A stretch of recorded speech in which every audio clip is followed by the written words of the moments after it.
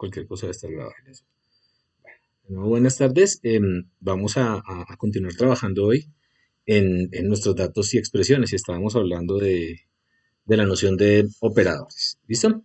Entonces, habíamos dicho que los operadores, pues básicamente lo que hacen es coger un conjunto de operandos, dos o un operando, eh, y los operaban para generar un resultado. Entonces, estos operadores u operaciones ya nosotros las conocemos de lo que hacíamos en matemáticas usualmente. Aquí básicamente tenemos los operadores aritméticos y otros operadores que nos permiten agrupar. Están muy familiarizados con esto. Entonces, habíamos hablado de dos operadores que eran, digamos que no especiales, pero sí eran importantes, que de pronto no estamos muy acostumbrados a utilizar. Aparte de la suma, la resta, la multiplicación y la división, ups, sí, ¿quién avise? Listo, ahora sí ya ahora sí estoy presentando. Aparte de la suma, la resta, la multiplicación y la división, habíamos visto dos operaciones o dos operadores que están implementados en Python que tenían unas particularidades. Una era el módulo y la otra era la división entera. Entonces, esas dos operaciones son importantes porque nos ayudan en tareas que son muy usuales en programación. ¿Listo? Entonces, hablemos un poco de la división a entero. Básicamente aquí lo que tenemos son dos, por ejemplo, dos números flotantes, perdón, enteros. Cuando los dividimos con este operador, él los convierte a flotante y nos genera como resultado un número flotante. Recuerdes que los flotantes son los números que tienen este puntico acá. Pero cuando utilizamos este operador de acá, él calcula la parte entera de la división. Recuerden que por el algoritmo de Euclides, ustedes siempre pueden escribir un número cualquiera, sea positivo o negativo, como un número X, como un número A por un número B más un residuo, donde el residuo es un número que se encuentra entre, digamos, este es el divisor y este es el cociente, y este de aquí sería el residuo. Entonces, el R se encuentra entre 0 y eh, cociente, el cociente, algo así. Dice entonces, en el algoritmo de Euclides, lo que muestra Euclides es que cualquier entero se puede escribir de esta manera, con un residuo de esta forma. El cociente se refiere al residuo, ¿listo? Entonces, es el residuo de la división. Y el residuo pues tiene unas propiedades bien particulares. Entonces, lo primero que simplemente una nota interesante quiero que piensen es en un reloj de pared. Entonces, por ejemplo, cuando yo hablo de la hora militar y hablo de las 14 horas, ¿a qué hora me estoy refiriendo? Las dos. A las 2, ¿cierto? Entonces, realmente lo que yo estoy haciendo es diciendo, yo tengo 14 horas, yo tengo 14 horas, y esas 14 horas, si lo hago en el reloj, pues lo que yo estoy diciendo es, bueno, aquí hay 12 horas, tan, chan, chan, chan, chan, y aquí habrían 13 horas y 14 horas. Si yo quisiera saber cuántas horas de la tarde, a cuántas horas de la tarde yo me estoy refiriendo, yo puedo coger ese 14 y dividirlo en pedazos de 12. Me saldría que 14 está dividido en un pedazo de 12, y me sobrarían 2. Este 2 precisamente es el residuo o el módulo. ¿Listo? Si yo estuviese hablando del menos 14, ¿a qué me estaría refiriendo? ¿Cuál sería el módulo? Bueno, para que quede claro, el módulo de 14 módulo 2, módulo 12, perdón, sería igual a 2. ¿Listo? Entonces, es el residuo. Si yo hablo no sé, de las 28 horas, a partir de un punto cero, pues yo hablaría de 2 por 12 hasta 4, algo así. Aquí 28. ¿Listo? Pero quiero preguntarles lo siguiente, a ver si, ¿cuánto daría esto de acá? ¿O no tiene sentido hacerlo? Díganme ustedes.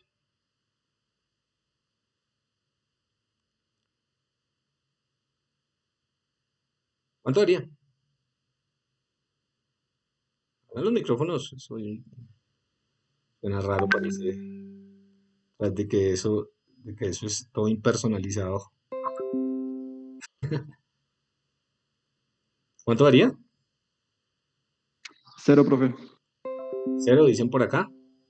A ver, menos 14. Vamos a usar el operador. Entonces el operador lo usamos de esa manera. Módulo 12. Vamos a ver cuánto nos da eso. A ver, que haga algo. Menos 14 módulo 12. 10. ¿De dónde salió ese 10?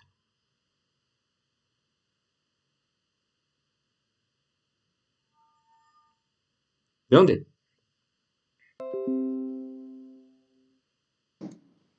De contar como si fuera el reloj, pero al revés, algo así, podría ser. Ok, listo. Entonces, El residuo es positivo.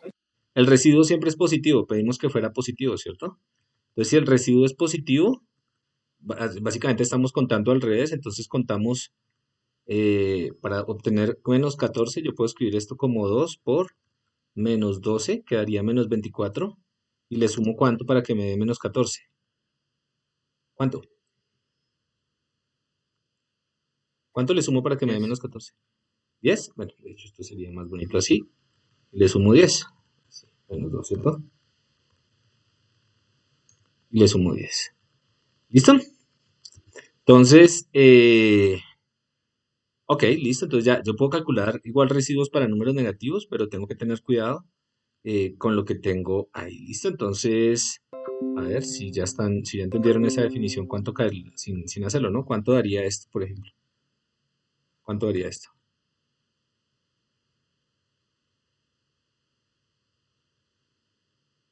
Menos 2. ¿Por qué menos 2? Porque ambos son negativos. Y entonces, ¿cómo sería la cuenta acá?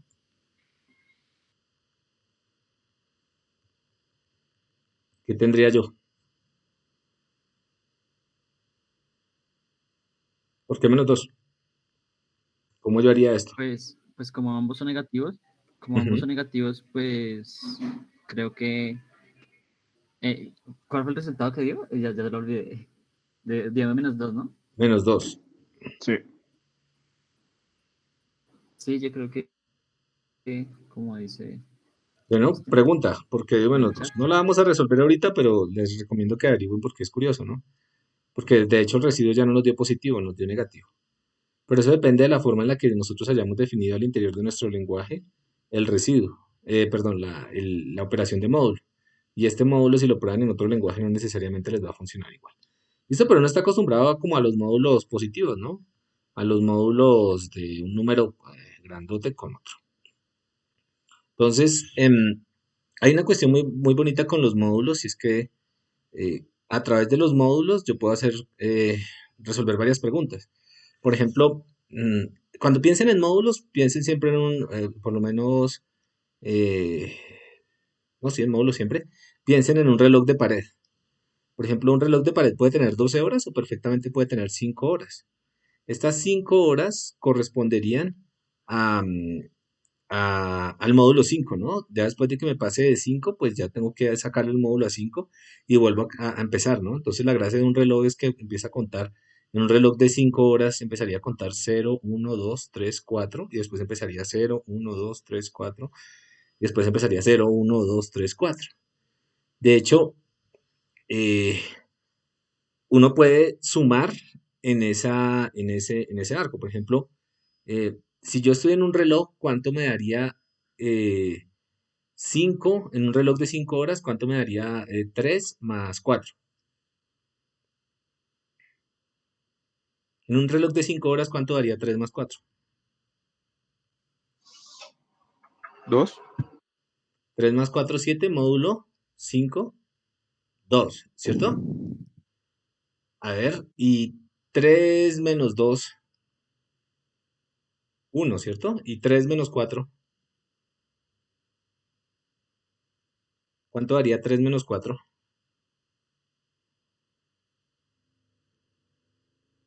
4. 3 menos 4 daría ¿qué? 3 4. menos 4 daría una hora menos que el 0, ¿cierto? ¿4? Sí, 3 menos 4 daría 1, 2, 3, 1, 2, 1, 2, 3 y 4. Listo, entonces uno suma, se llama, lo que estamos haciendo es aritmética modular.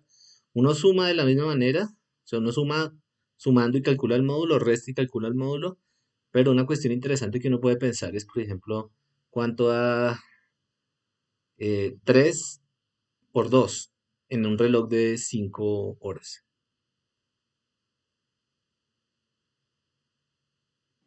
Esa pregunta no es tan obvia. 1. Esa pregunta podría ser uno, pero esa pregunta no es tan obvia porque si yo sumo, yo puedo restar, yo tengo la operación inversa. Si yo multiplico, debería definir la operación inversa a la multiplicación, que no necesariamente es la división.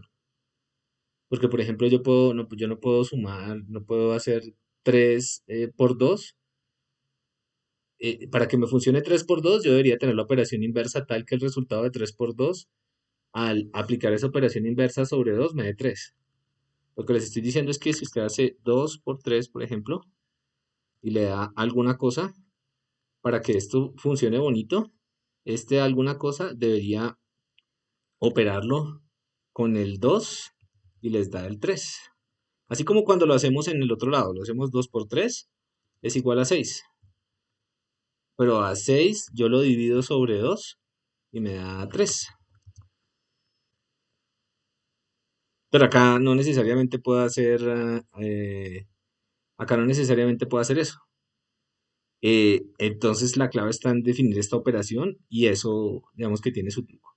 Eso lo ven después en teoría de números. Pero estos truquitos, esta cosa que se ve muy, muy, muy obvia, esta tal vez no lo de la edición, es muy importante porque sobre eso se construye los algoritmos de criptografía. Entonces, la clave cuando uno hace RSA es utilizar bien, una de las partes que uno tiene que hacer bien es la aritmética modular. Pero acá hay otra forma de hacer criptografía y esta forma ya la habíamos estudiado. Em, Básicamente lo que hacemos acá es un algoritmo de criptografía muy sencillito, donde tenemos un algoritmo de encriptación y un algoritmo de desencriptación. Entonces cogemos una letra y la codificamos por un número, utilizando nuestro código ASCII. Esa letra le sumamos un n y le calculamos el módulo 26. ¿Por qué 26? Por el número de letras en el alfabeto. El número de letras en el alfabeto. Entonces, si yo quiero codificar, por ejemplo, esto de acá, esta palabra, entonces lo que yo hago es ir a mi tabla ASCII y saber, o asignarle un código a la M, no sé, 15, y asignarle un código a la A, y asignarle un código a la otra M, y asignarle un código a la A, con alguna tabla de codificación. Después lo que yo puedo hacer es decir, bueno, si yo quiero enviar este mensaje a través de un canal y que la gente no sepa que estoy escribiendo esto, lo que podría hacer sería construir alguna función que sea capaz de cambiar estas letras que están representadas por estos códigos, por otro carácter. Entonces lo que ellos proponen es decir, lo que dicen es, bueno, escoja un n de acá, súmeselo y calcúlele el 26. Entonces, el módulo 26. Entonces, lo que yo estoy haciendo es, por ejemplo, si yo escojo en mamá el número 20, entonces me va a dar 35 módulo 26. ¿Cuánto daría? 35 módulo 26 me daría 9, tal vez. Y ese 9 ya representaría otra letra diferente. Entonces, ese 9, por ejemplo, representaría la letra, segundo aquí. Me toca responder que esto no es. Listo. Esa letra diferente, no sé, puede ser cualquier letra o alguna letra, digamos que es la L, y lo mismo le hacemos a cada una de las letras. ¿Se entiende el algoritmo? Cogemos la M, le sumamos 20 daría 21 módulo 26, daría 5, o 21, no, daría 21. Y ya aquí nos saldría otra palabra distinta, lo que sea que nos salga. ¿Listo? Entonces, el punto es que cuando yo envío a través del canal, yo veo esto y ese es el dato encriptado. Entonces, yo podría enviar eso y al otro lado, para recuperarlo, pues hago la operación inversa, tal como ustedes me lo dijeron. Cojo la letra, le resto el valor de la clave y le hago módulo 26 y eso me recupera las letras. ¿Listo? Entonces, este es solo un ejemplo de cómo se puede hacer. Una idea, bueno, más o menos entendieron esto, escoger cada representación numérica de cada letra y pasarla a través del relojito. Y ese relojito ya como el relojito tiene una operación que es invertible, que es esta de acá, yo puedo recuperarlo. ¿Alguien me puede decir cómo yo puedo romper este código? Porque una cosa es codificar y decodificar, dos líneas de código. Pero ¿cómo yo puedo romperlo? ¿Alguien sabe qué significa romper el código? Volver a la palabra como era. Bueno, encriptar significa escribir esto mamá como yuyu. Desencriptar significa coger yuyu y con el 26 volver a la palabra mamá. Pero ¿qué significa romper el código? Encontrar qué números son para encriptar. Como Mm. interrumpir el proceso en el que se está encriptando. A ver, entonces, recuerden el código, nunca vieron la película Código Enigma, eso fue una tarea, ¿no? La de la vida de Alan Turing. Entonces Alan Turing estaba luchando en la guerra contra los codificadores de Enigma. Entonces Enigma en esencia era una función que cogía unos datos y los escribía de una manera que los aliados, estaban los alemanes, los aliados no lo pudieron leer. Romper el código significa, si yo soy capaz de acceder a SUN, pues romper el código significa saber cuál era el mensaje que estaba oculto, sin necesidad de conocer la clave para poderlo abrir. ¿Eso a qué le suena? Pues a romper las claves bancarias, a hacer seguridad informática, ¿no? Pero del otro lado. Pues, ¿cómo yo puedo romper ese código?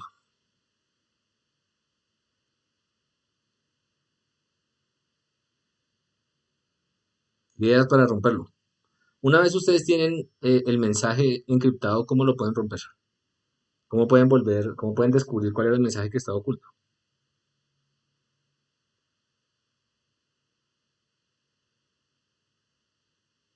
Profe, ¿puede repetir cómo es que lo encripta? Eh, Coge cada carácter, Lo lo vuelve un número, transfiere a su código, a su número y luego lo saca al módulo, le ¿cierto? saca el módulo 26. Ok. Listo. Ideas para romper ese código. Ese es o es un código infalible. Pues no, Dígame. pues no sé si sea mucho trabajo, pero coger una sección de el código encriptado y probar para todos los n's, pues desde 0 hasta 25. Y si alguno se ve como que sean palabras en el lenguaje, tomar ese n como válido y aplicárselo a todo el código. Exactamente. Eso es romper un código. Digamos que esa sería una forma de romperlo. Entonces, parte de lo que uno hace cuando hace seguridad informática es hacer ese tipo de cosas. Obviamente no sobre una clave tan simple como esta, pero los códigos se pueden romper y se rompen. O sea, digamos que en principio cualquier código se puede romper. Cualquier cosa que esté encriptada se puede romper. El problema es el tiempo que uno se demora rompiéndolo. Entonces, por ejemplo, cuando uno trabaja en criptografía y hay un algoritmo que es el RSA, que es como el algoritmo más popular para encriptación. Entonces, usted puede romper RSA, ese no es el problema. El problema es que se demora un montón de tiempo rompiéndolo y ya cuando usted ya sepa cuál es el mensaje, haya logrado descifrar el mensaje, ya seguramente no es muy útil. Todos los algoritmos de encriptación ocultan o se ocultan o se protegen detrás de la dificultad para resolver un problema de orden algorítmico. En este caso es la dificultad de pasar por todas las letras e interpretar que lo que usted tenga sea válido. En el caso de RSA es el caso de factorización de primos grandes. Ese problema de factorización de primos grandes es un problema que em, computacionalmente es pesado. Hay algoritmos lineales para eso, pero un número grande pues se demora un montón de tiempo averiguando si eso se puede factorizar en términos de primos. y detrás de eso es que se esconde digamos que ese es todo el truco para poder encriptar. Y eso, pues, digamos, es interesante porque los nuevos modelos de computación, por ejemplo, computación cuántica, eh, están hechos, no están hechos, pero por casualidad se pueden utilizar para romper ese tipo de seguridad. ¿Listo? Entonces, esto es simplemente la noción de módulo. Los módulos están conectados a grupos finitos y cuando uno hace teoría de números o hace teoría de grupos, uno termina trabajando con aritmética modular. Es muy, muy usual trabajar con aritmética modular. Además, me imagino que ya se habrán dado cuenta que si quiero saber si algo es par o impar, pues simplemente calculo el módulo de 2 o de 1. Si quiero hacer conteos cada cierto tiempo, los módulos son la clave para hacer eso. Tenemos todos los días toca convivir con los módulos. Eh, Qué Dígame, pena, una pregunta. cuéntame. ¿Podría volver a aclarar como la diferencia entre desencriptar y romper el código? Desencriptar es cuando usted ya tiene la clave y simplemente aplica la operación inversa para recuperar el código. Pero usted tiene la clave, tiene el N. Romper el código es, me dan el código, yo no sé nada. Entonces yo quisiera saber cuál es el mensaje oculto. Entonces lo que sugería el compañero es, pruebe con uno, desencripte y mira a ver si le da algo lógico. Con 2, con 3, hasta con 26. ¿Sí quedó clara la diferencia? O sea, romper el Eh, código es profe, una pregunta. cracar. ¿Señor? Eh, ¿Los bitcoins o sea, se minan de esa forma, desencriptando? ¿O cómo es eso que nunca lo he entendido? Los bitcoins, sí. Detrás del bitcoin hay un protocolo que se llama el blockchain. Y el blockchain es un protocolo de encriptamiento distribuido. De hecho, lo que se encripta ahí es los datos privados de ustedes. Pero digamos que en el funcionamiento, piensen en el funcionamiento normal de un sistema cualquiera que tenga manejo de claves. Entonces ustedes entran a su clave de correo. Entonces ustedes tienen que encriptar la clave en el browser cuando la meten. Debe haber algo que sea capaz de encriptar la clave porque si alguien es capaz de interferir esa comunicación, puede coger la clave de su correo. ¿Listo? Entonces al otro lado, en el servidor, alguien debe coger esa clave y volverla a la clave que usted necesitaba o que ellos necesitan para entrar a su correo. Eso es común para Bitcoin, es común para muchos protocolos donde encriptamos datos, donde los ocultamos. El otro problema es el problema de hacking. Entonces el otro problema es el tipo que está en medio, eh, tiene acceso al mensaje, ¿cómo lo rompe? Entonces hay varios mecanismos de encriptación, ¿no? Entonces está la llave pública, llave privada, Bob y Alice. Eso lo ven seguramente más adelante en un curso de seguridad de información. Ya hay por lo menos 2 cursos y los computer science, por ejemplo, pueden tomar uno en ingeniería. Y nosotros en matemáticas también tenemos uno, aunque es más teórico. Pero, digamos, el romper el código es el trabajo del hacking y el ocultar bien la información es el trabajo pues, que no hace seguridad de la información. Bueno, entonces, Eh, eso es un mundo completo, ¿no? Eso es solo un pedacito. ¿Iba a preguntar algo? sí, señor profe, otra pregunta. ¿El algoritmo cómo sabe cuando ya rompió el código? O sea, cuando ya No, él no sabe. El rompió... que sabe es el que está al otro lado. O sea, que la persona tiene que estar ahí viendo cada... O sea, como cada código que consiga. Bueno, en este caso sí. En este caso sí, porque, pues digamos, alguien tiene que interpretar qué es lo que está desencriptando acá. Bueno, lo que está recuperando. En ese caso sí. Pero, O sea, que en los casos que son millones de... O sea, de no, veces que pero le pues ahí ya, hace... digamos, lo que les estoy contando es lo de juguete, ¿no? Como para que entiendan. Pero cuando ustedes se roban tarjetas de crédito, no ustedes, sino cuando la gente mala se roba tarjetas de crédito y estas cosas, pues el principio sigue siendo el mismo, ¿no? Eso estaba en algún lado, seguramente no tenía buena información, se meten y sacan los números de tarjeta de crédito y si estaban encriptados, pues rompen el código de encriptación. Y si ya sabían que eran esas tarjetas de crédito, pues las usan directamente. Eso de la seguridad de la información es una cosa bien, bien chévere. Aprovecho para hacerla. Sergio Prieto, un compañero de ustedes que va un par de semestres adelante, él está bien, bien interesado en hacer hacking y ya empezó a cacharrear. Y quiere montar un semillero de seguridad de la información ahí al interior del departamento o del programa. Entonces ahí los que les interese, pues me echan un correíto y yo se lo direcciono directamente a Sergio para que... Uy, pero, ¿Señor? no, nada, profe. Bueno. Aunque pues me parece Pues me parece mejor si pues manda la información por el chat y pues Ah, sí, espero les paso el correo. Más fácil. Aquí está. Profe, me hizo dar curiosidad. ¿Usted alguna vez ha hackeado algo o craqueado algo? No, no, no que yo me acuerde. No, ¿Seguro o solo es como para que no no, cojan no, de mala mano? hecho, no que yo me acuerde. No, pues uno, no. Es que de todas maneras eso no es de... O sea, primero es como todo en la vida. Aquí está. Le escriben a él directamente y le dicen que están interesados en el cacharro este de seguridad. O sea, digamos, claro, uno tiene el imaginario del computer science allá craqueando cosas, pero pues hay tantas cosas que hacer que primero no queda tiempo para todo y segundo, como todo en la vida, todo es gusto, ¿no? Pues a mí me parece un problema interesante, pero pues no es el problema en el que le gastaría mi vida. Sin embargo, pues hay gente que le gusta muchísimo, ¿no? Y que yo me acuerdo de haber hecho eso, no, pues más allá de lo que craquea uno cuando está chino para romper los juegos y esas cosas que antes era un poquitín más difícil que ahora, que tocaba bajar una cosa y la otra y a veces tocaba hacer un poquito de código, pero eso no, eso está muy lejos de lo que hace un hacker real. ¿Listo? Entonces, pero ese es un tema interesante y es un tema al que no hay que tenerle miedo. ¿Por qué no hay que tenerle miedo? Porque pues hay un área en computación gigante que se llama seguridad de la información. Y si uno no entiende qué están haciendo los hackers, pues, ¿cómo se va a proteger? ¿Sí me entienden? Además hay áreas, por ejemplo, el hacking ético. Gente que solo le pagan para romper los sistemas de información de los bancos y cosas de esas, para encontrar huecos de seguridad. Eso es una disciplina. ¿Señor? ¿Qué me está, cuál es el comentario, perdón? Que lo interrumpí. Por ahí hablan de fuerza, ¿no? Creo que yo iba a decir algo que, Diga. en Irán, en la planta nuclear de Irán, Ah, como que los sí. gringos lo hackearon. Sí, Tenaz, ¿no? Como ¿sabe quién hackear. sabe harto de eso? Martín Ochoa, venga, es nuestro.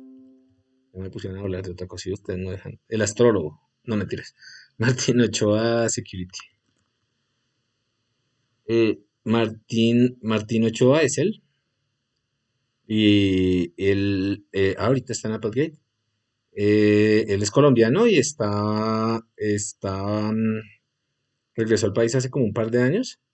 De hecho, estudió como una semana ingeniería de sistemas acá en la Nacho y después se fue a estudiar matemáticas y computer science a otro lado. Era la época donde no había computer science. Y él hace cyber security.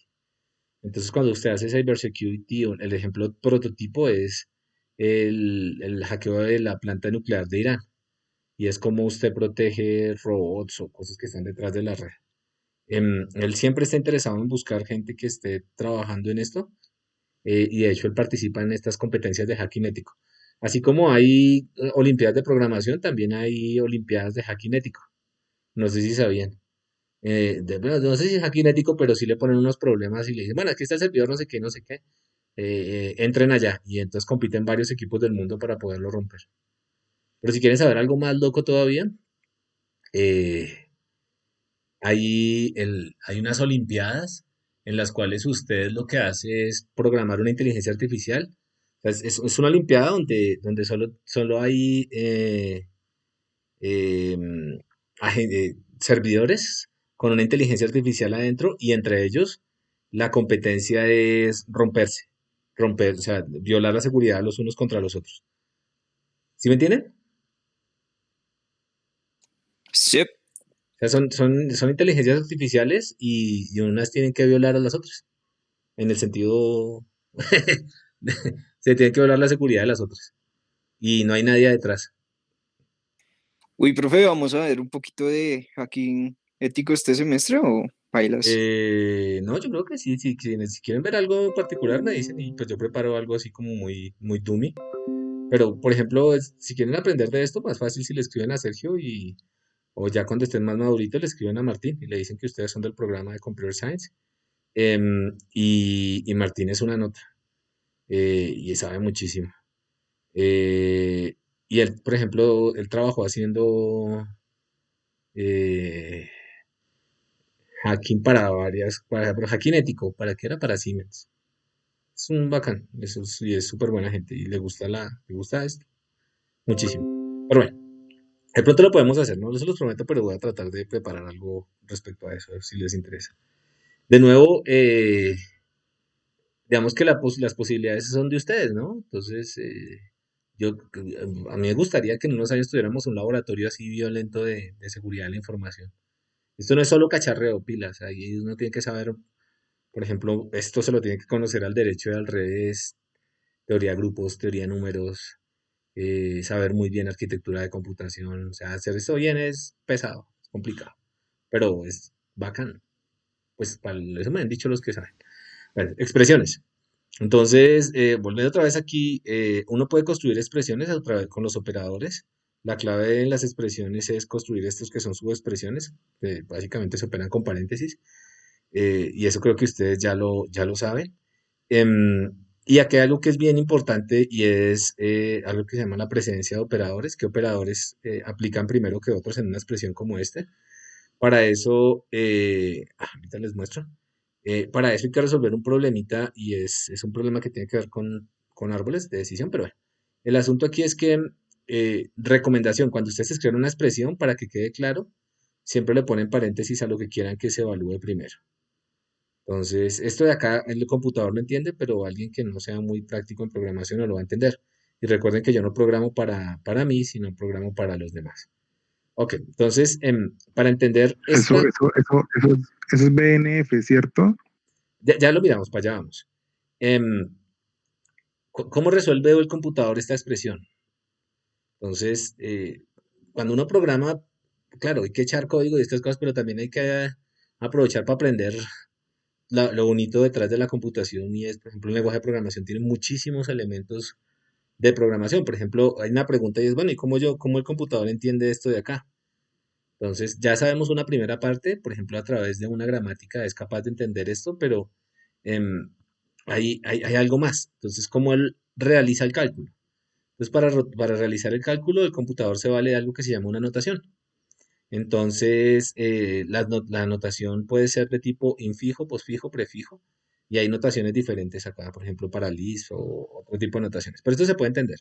Entonces, en la notación infijo yo tengo el operador y los operandos que lo rodean, el operador y los operandos que lo rodean, y yo tengo que resolver cuáles operadores van primero, qué operaciones se realizan primero. Pero esta no es la única forma de escribir una operación. Yo podría escribirla, por ejemplo, como dos operandos y lo que sigue es la operación que quiera. Y aquí hay dos operandos porque el resultado de una operación es otro número, otro operando. Aquí sería 5 por 2, 10. Y aquí con este otro operador hago esta suma, 10 más 3, 13. Y esta es otra notación que es la notación posfija. Y hay otra notación que es la notación prefija. Estas son tres formas distintas de escribir esta expresión de acá. Entonces, cuando uno la escribe acá, realmente lo que se hace es que se pasa alguna de estas dos, por ejemplo, la notación posfija, y aquí ya es más fácil para el computador saber qué es lo que usted quiere hacer, ¿no? Porque aquí de pronto no es tan claro, pero acá sí queda claro que coja estas dos cosas y lo siguiente va a ser una operación. Y eso le va a dar un número con otro número y lo siguiente va a ser una operación. Y eso le va a dar un número con otro número y lo siguiente va a ser una operación. Este tipo de cosas pues se hacen con estructuras de datos, con árboles y con pilas, son equivalentes. Eh, y esto tiene que ver con formas normales y como yo puedo escribir una expresión de una manera, digamos que más organizada. Em, por esto es simplemente para mostrar que inclusive una operación se puede escribir de manera distinta. De pronto para alguien que haya hecho alguito ¿a dónde usan eso? En AutoCAD, a veces uno programa y utiliza este tipo de notación. Y esta es una notación llamada notación funcional. Dígame. También como de lógica, que eso es Dígame. de lógica. Ah, sí, Matemática. también, sí, de lógica matemática también ustedes terminan viendo la evaluación de estas expresiones. Hay un seminario el viernes, yo creo que les mandé tal vez, o les llegó al correo, hay un seminario sobre el uso de la lógica para diseño de sistemas Cyber System Security, no, Cyber Physical Systems. Entonces es una lógica nueva que están creando. Es de un profe de Computer Science de Carnegie Mellon, la va a ser virtual, con el seminario del profesor Villaveses, y están creando una lógica para que los sistemas razonen sobre la incertidumbre. En el ejemplito muestran un avión, entonces, ¿qué pasaría si el avión coge por un lado? Vayan a la charla que me parece chévere, yo voy a tratar de ir. Em, la lógica, obviamente, está en la base de la computación, no sobra decirlo. Bueno, entonces aquí hay una forma para evaluar esta cosa de acá. Simplemente lo que uno tiene que saber es que eso existe, en algún momento lo van a estudiar más adelante. Y para que esto tenga sentido, yo tengo que ponerle un orden a los operadores. ¿Qué va primero, la suma o la multiplicación? Y ese se llama la precedencia de operadores. Entonces, lo que tienen que saber de la precedencia de operadores es esto. PEMDAS. Primero van los paréntesis, después van los exponentes, después va la multiplicación, después va la división, después va la suma y después va la subtracción. PEMDAS. Please excuse my dear Aunt Sally. Eh, si ustedes no se les olvida ahora en adelante PEMDAS, van a saber cómo evaluar esto acá atrás. Entonces, ¿qué tenemos que hacer nosotros? PEMDAS. Primero, paréntesis. Entonces, en una expresión siempre busquen los paréntesis y resuelvan los primeros. Eso es lo que va a hacer también el computador. La E. Después de eso va a resolver las exponenciaciones. Por ejemplo, acá. Eh, acá, ¿qué resolvería primero? Díganme ustedes. El paréntesis, ¿cierto? PEMDAS. Paréntesis. Entonces hace 3 al cuadrado. Estos dos punticos son el cuadrado acá en Python, para los que no sabían. Lo que de acá hace 2 a lo que de acá. Entonces sería 3 a la 2. ¿Cuánto es? 3 por 3, 9. 2 a la 9, 512. Que es distinto a hacer esto de acá. 2 a la 3, ¿qué es? 8. Al cuadrado, 64. Entonces, cada que uno escribe una expresión, pues obviamente tiene que tener en cuenta que se va a hablar primero y que no. Pero la recomendación es que siempre, siempre pongan paréntesis para quitar ambigüedades o para que la cosa se entienda. ¿Listo? Entonces, los operadores también se evalúan de izquierda a derecha o derecha a izquierda. Eso lo pueden revisar ustedes ahí en las notas, no hay ningún lío. Y es que, ¿qué operador, qué cosa se evalúa primero y qué cosa se evalúa después? No le botemos tanto tiempo a esto. Lo único que les recomiendo es que pues obviamente hagan los ejercicios del capítulo, pero miren este PEMDAS acá y nunca se les olvide. Eso después ya uno termina programando eso y ya ni se acuerda, pero en general la idea es que no pierdan tanto tiempo con esto. Ok, listo. Entonces, eso es para evaluar expresiones largas, ¿no? Las expresiones de nuevo se construyen utilizando operadores, datos y literales, ¿no? Variables y literales. Y pues ustedes ya me imagino que están bien familiarizados con esto. Entonces, ¿qué es un tipo de dato? Un tipo de dato. Hasta aquí hemos hablado de datos y cómo operar esos datos a través de estos operadores. Digamos que muy básico. ¿Qué es un tipo de dato? Un tipo de dato es una abstracción que nosotros creamos para poder operar ciertos tipos de valores. Entonces, un tipo de dato es un conjunto de valores junto con los operadores que aplican a esos valores. Entonces, en Python tenemos distintos tipos de datos. Tenemos datos numéricos, tenemos datos de string, por ejemplo, de cadenas. Entonces, por ejemplo, entre los datos de string, yo puedo definir operaciones entre distintos tipos de datos. Por ejemplo, acá car elevado a la 2 lo que hace, o este operador lo que haría sería escribir car y car. Eh, lo interesante acá, que ya lo hemos visto y esto es súper importante, es que el tipo de dato es el que le dice a uno qué dato está representado en memoria, qué cosa está representándose en memoria. Por ejemplo, en memoria podemos tener ceros y unos, y esto podría ser, si lo interpretamos como un número, pues un número, y si lo interpretamos como un carácter, pues el carácter A. ¿Listo? Entonces, esto ya creo que, me imagino que ya estaba un poco más claro. Dependiendo de las gafas que nos pongamos, podemos tener diferentes tipos de datos. Y entre los tipos de datos podemos definir operaciones diferentes. Python tiene 3 tipos de datos definidos, digamos que de base. El entero, que ya lo conocemos. ¿Cómo definimos enteros? Pues ponemos el nombre de la variable y le asignamos un literal entero, que es que no tenga, que sean números básicamente, o el signo y números. Flotante, que Python los entiende cuando ponemos un punto, y string, que tienen que tener o la comilla sencilla o la doble comilla. Em, y él tiene un tipado automático de datos, es decir, que cuando yo defino la variable, él sabe, porque tiene una gramática dentro, qué tipo de datos estoy hablando. ¿Listo? Entonces, resulta que yo puedo mezclar diferentes tipos de datos. Entonces, el caso más típico, que ya lo vieron, me imagino, es que uno puede mezclar enteros con flotantes. Entonces, cuando yo mezclo enteros con flotantes, los flotantes uno espera que tengan cifras decimales, los enteros no, pero para que esta suma tenga sentido, pues yo debo hacer algo que se llama la promoción. o la conversión automática. Entonces, es la conversión. Yo promuevo este 2 que está como un entero, lo paso a flotante, no lo paso, él lo hace automáticamente y nos da algo que es flotante. Entonces, cuando yo opero enteros con flotantes, pues me da flotante, flotantes con enteros me da flotante, enteros con enteros me da entero.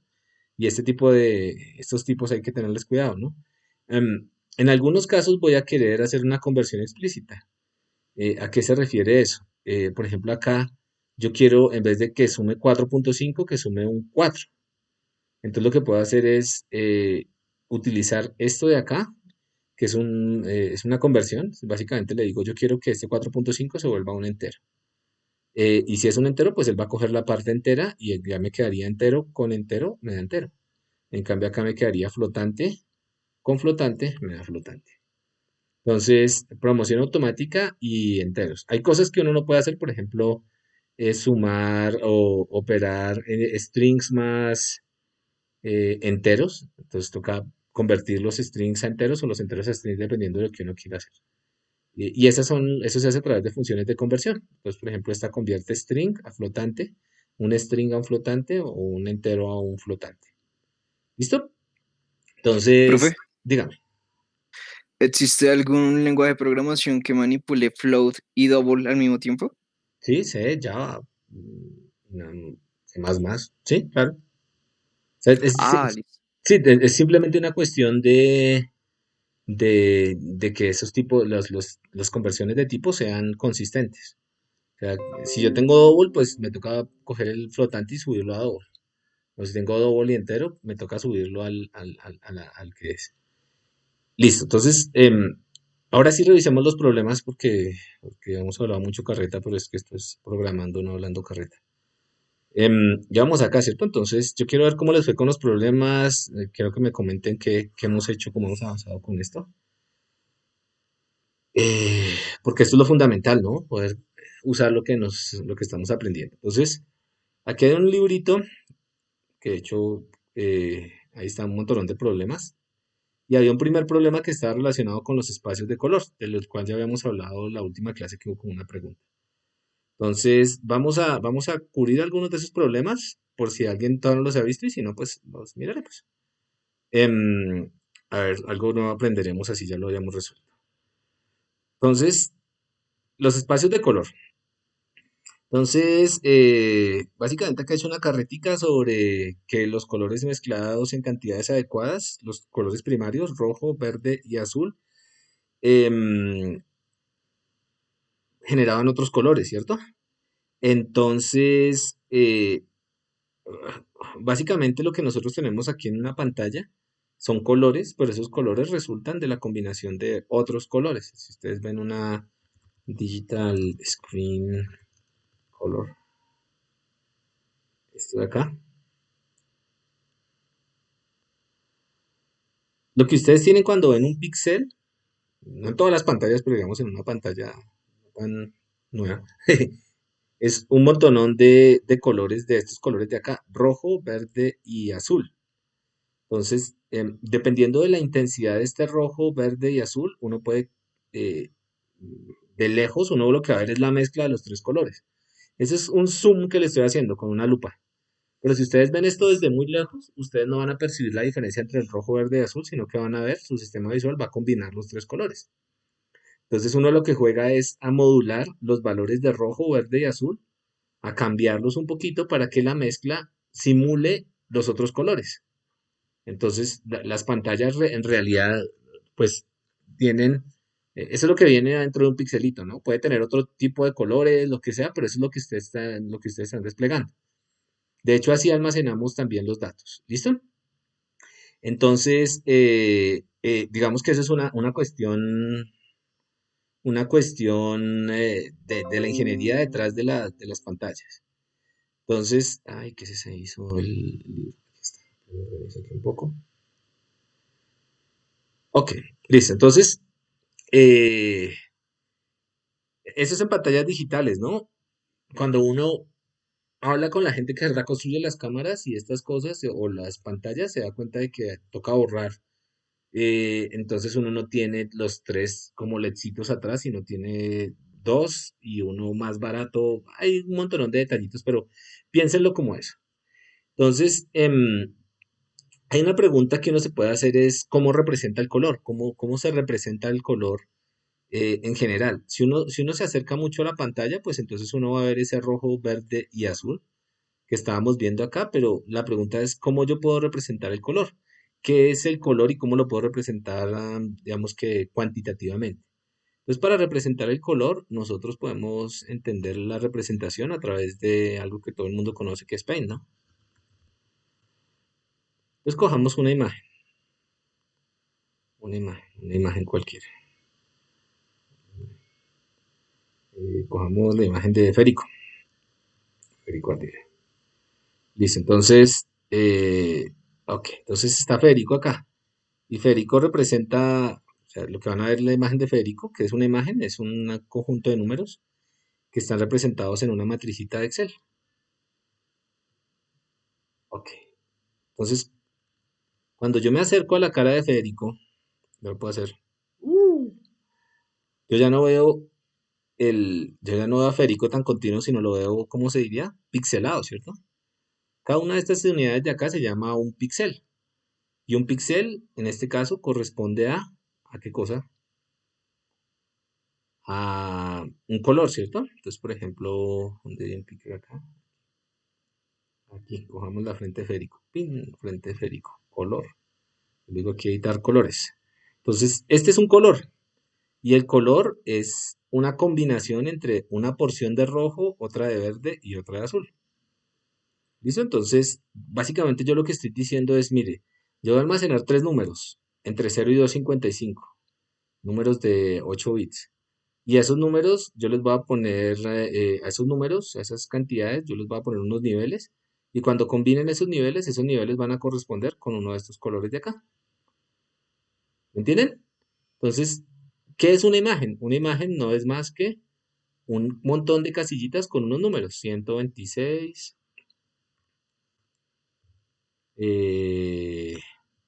134 y 132. 126, 134 y 132. Venga, a ver que eso sí lo podemos entender. Cuando yo fijo aquí 126, 134 y 132, pues tengo este grisecito. Entonces, donde yo encuentre esto de acá, yo lo voy a interpretar como un gris. Y para de contar. Entonces, yo lo que estoy diciendo ahí es que de alguna manera un color lo va a representar por tres números. Si un color lo puedo representar por tres números, eso quiere decir que un color lo puedo representar en un espacio con tres dimensiones. Y un espacio con tres dimensiones puede ser un cubo. No necesariamente es el único espacio que yo tengo para representar, pero es el más sencillo.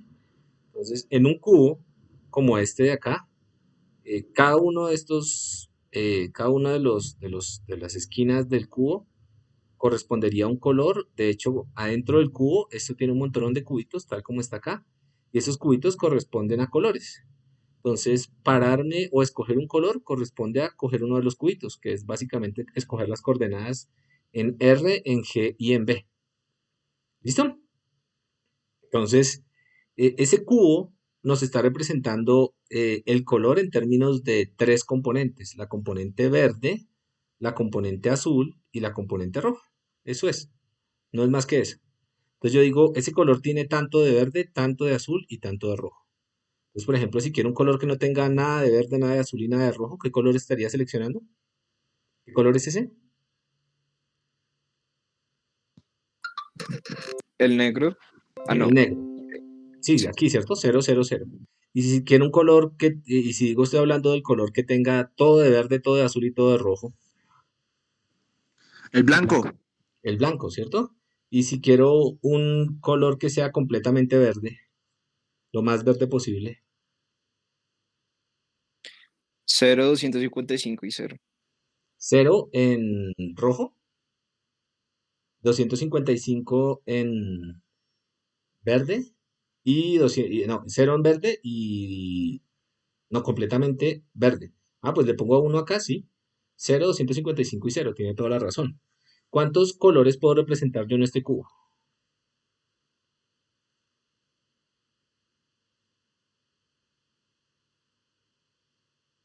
¿Cuántos?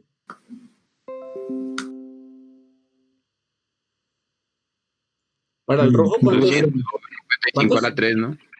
¿Cuántos? Para 250 y para el rojo, ¿cuántas opciones tengo? 256, ¿cierto? Pues yo una vez escojo el rojo, tengo 256. Para perdón, el verde 250, el verde 256.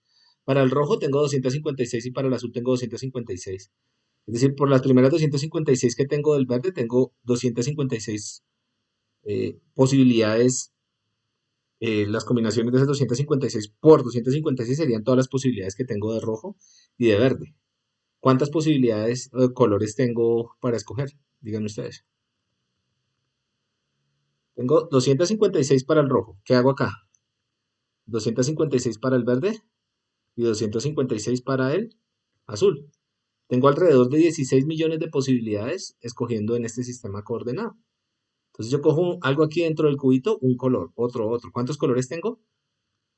216 millones de colores, que es un número grande de colores, ¿cierto? 255 la 3. Gracias. Entonces, el asunto es que esa es una forma de representar los colores.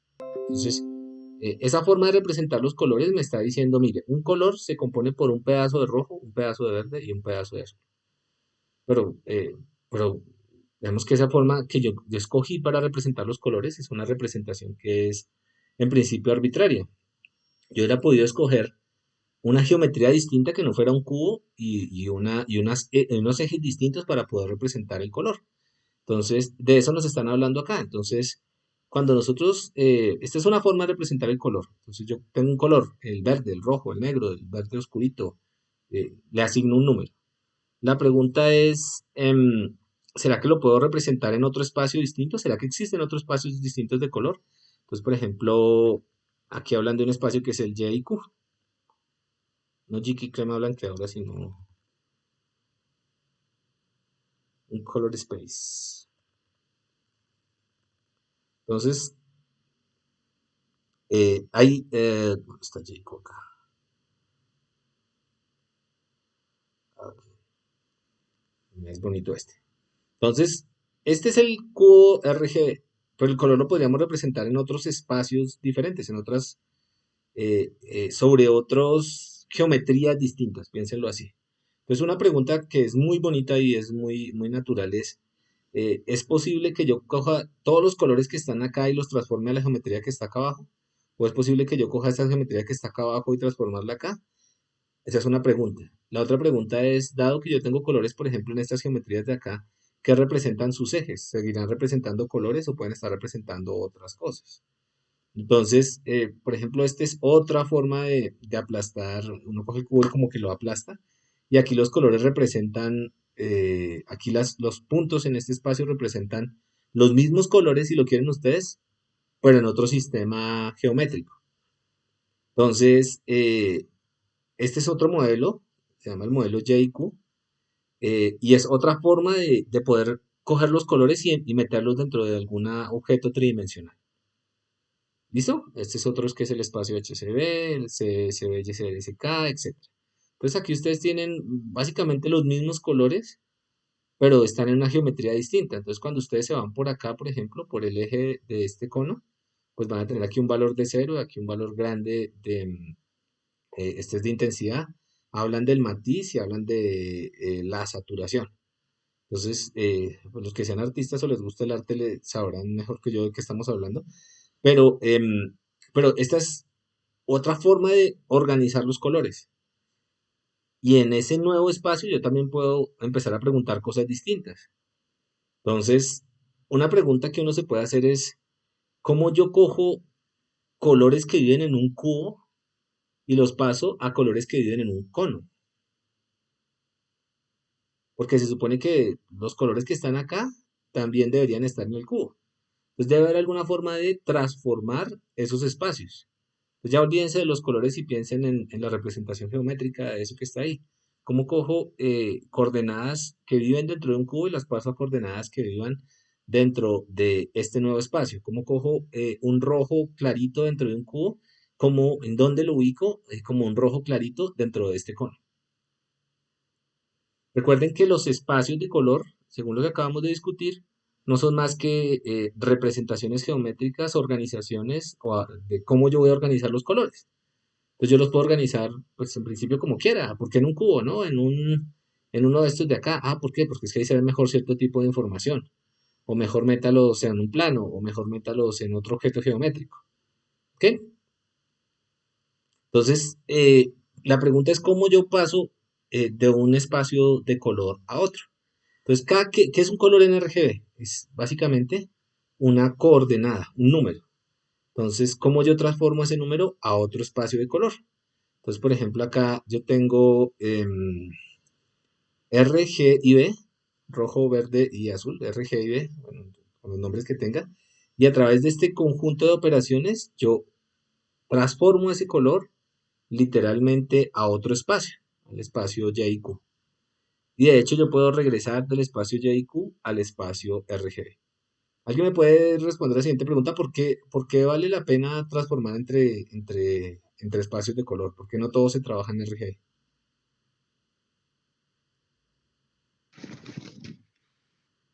¿Por qué nos complicamos construyendo distintos espacios de color? Por los medios de distribución de ese color. Bueno, dígame, explíqueme eso Por mejor. ejemplo, digamos que tengo un medio de video. Ese Ujú. medio de video está en el espacio de color probablemente RGB. Sí, Y tengo una imagen que, o sea, ahí viene el concepto de colores de luz y colores de sombra, sí. que creo que es que cuando uno combina en cierto espacio de color, como todos los colores, da blanco, mientras que en otros espacios de color, cuando uno lo combina completo, da negro. Ujú. Eso por un lado. Por el otro lado, que digamos, dependiendo del espacio de color, tengo más o menos colores. Sí. Son los Entonces, mismos, solo que digamos, los tiene organizados de manera distinta. bueno, que Ujú. entonces, digamos, cuando decía de pasar de un medio a otro, es como pasar de una imagen impresa a una imagen en un Eso. televisor. Ese es un buen ejemplo. Cuando yo tengo un televisor, entonces yo despliego en RGB, en un televisor digital. Pero si yo tengo que plotear algo, yo ya no, ya el plotter ya no funciona con un poquito de tinta del R, otro poquito de tinta del G y otro poquito de tinta del B. Funciona seguramente con algo que es como una mezcla de otra cosa distinta. Más tinta que le dé más intensidad, alguna cosa. Pero digamos que ese es un súper buen ejemplo. Los medios distintos implican que el yo color lo tenga que representar distinto. Y como yo imprimo en una impresora, el mecanismo físico no necesariamente coincide con el mecanismo físico de despliegue de una pantalla.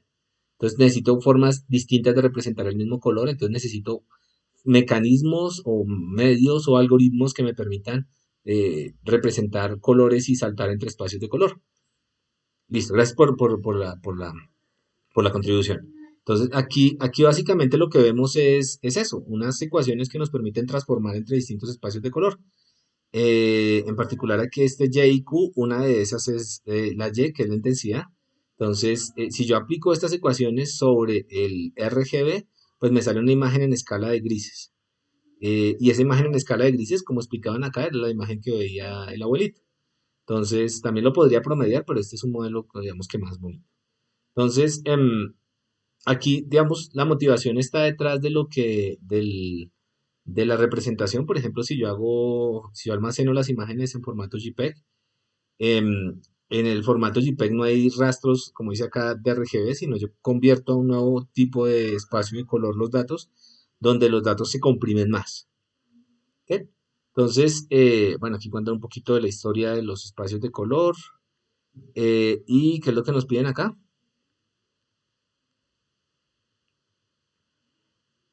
Hacer la transformación, ¿cierto? Sí, Bueno, entonces básicamente un color que es tres números. ¿Y qué significa transformarlo? Bueno, ¿qué nos están pidiendo? Transforme los colores de un espacio a otro. Entonces, ¿cuál es la entrada? Pues el color. Pero ¿el color qué es? Si usted arranca en RGB, el color son tres números que están entre 0 y 255. Entonces esa sería su entrada. Tres numeritos que están entre 0 y 255. Y a partir de esos tres números yo tengo que hacer algo para transformarlos al nuevo espacio. Y aquí me dicen, por ejemplo, qué puedo hacer. Algunas de estas ecuaciones me los van transformando. Estas son transformaciones lineales. Em, entonces lo que yo tengo que hacer, por ejemplo, para transformar de RGB es ponderar por estos números y obtengo el I, el Y, el I y el Q. Y esto sería la coordenada de mi nuevo espacio, el espacio Y y Q. ¿Listo? Entonces, desde el punto de vista de programación, esto no tiene ningún misterio. Pero pues lo interesante es entender lo que hay por detrás, ¿no? En el momento en que yo ya sé cambiar entre espacios de colores, yo ya puedo empezar a hacer cosas interesantes. Por ejemplo, ya les muestro un ejemplito que no es segmentation color using color space. Entonces,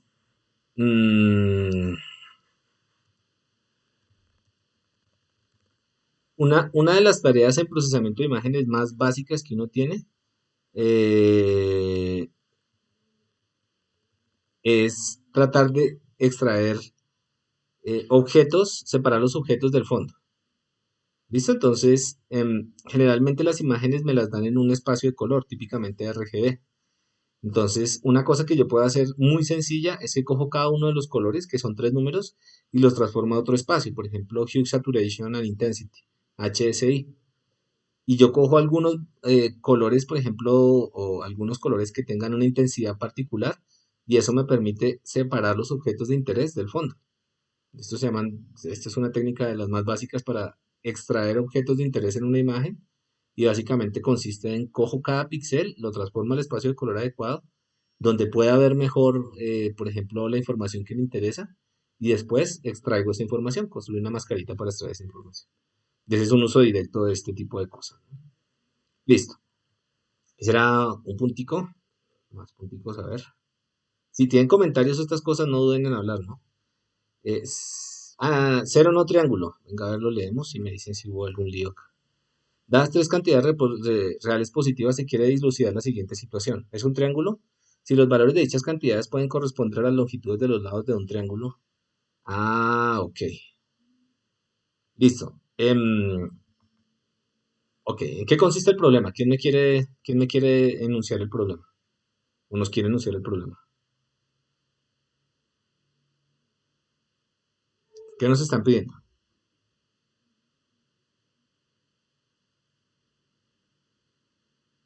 ¿Nadie? Desarrollar como un criterio. No, pero el problema, ¿cuál es? Cuando hacemos resolver los problemas, lo primero es arrancar por el problema. ¿Cuál es el problema? Veámoslo. Dadas 3 Da tres cantidades, medidas, dadas, da 3 medidas a ver si es un triángulo o no. determinar si es un triángulo. Entonces, ¿qué nos están diciendo como, qué quieren, qué quieren? Nos van a dar 3 números y nosotros tenemos que dar una respuesta. La respuesta es si es un triángulo o no es un triángulo, ¿cierto? Una respuesta de naturaleza binaria. En la mitad tengo que hacer algo para poder resolver ese problema. Entonces, entradas del problema, 3 números reales positivos. Salidas del problema, sí, es un triángulo. No, no es un triángulo. ¿Listo? ¿Cómo lo abordaron? Yo tengo 3 números, ¿cómo transforman esos 3 números en eso de si es un triángulo o no es un triángulo? ¿Qué hicieron? Con la desigualdad triangular, profe. Explíqueme mejor. Explíqueme mejor. O sea, la suma de dos lados tiene que ser mayor o igual que el tercer lado, y así con todos los 3 lados. Si se cumple que los 3 lados, pues eso es un triángulo. A ver, la idea es que yo tengo la desigualdad triangular. ¿Qué dice la desigualdad triangular? Que la suma de dos lados es mayor que el tercer lado. La suma de los 2 lados es mayor que el tercer lado. ¿Listo? Entonces,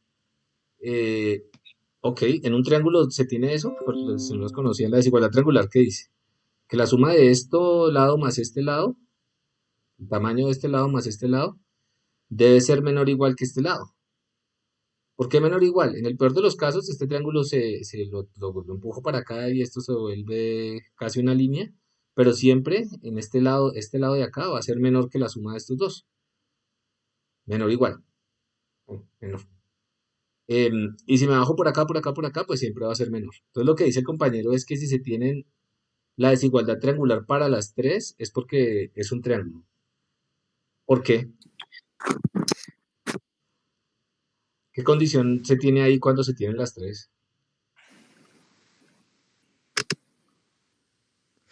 Profe, es que ese punto lo hice lo decía hace rato, por eso estoy tratando de buscar el archivo donde lo hice. Pues Ah, bueno. para, No, pero digamos, usted tiene tres números, A, B, C, A, B y C, los tres lados, ¿cierto?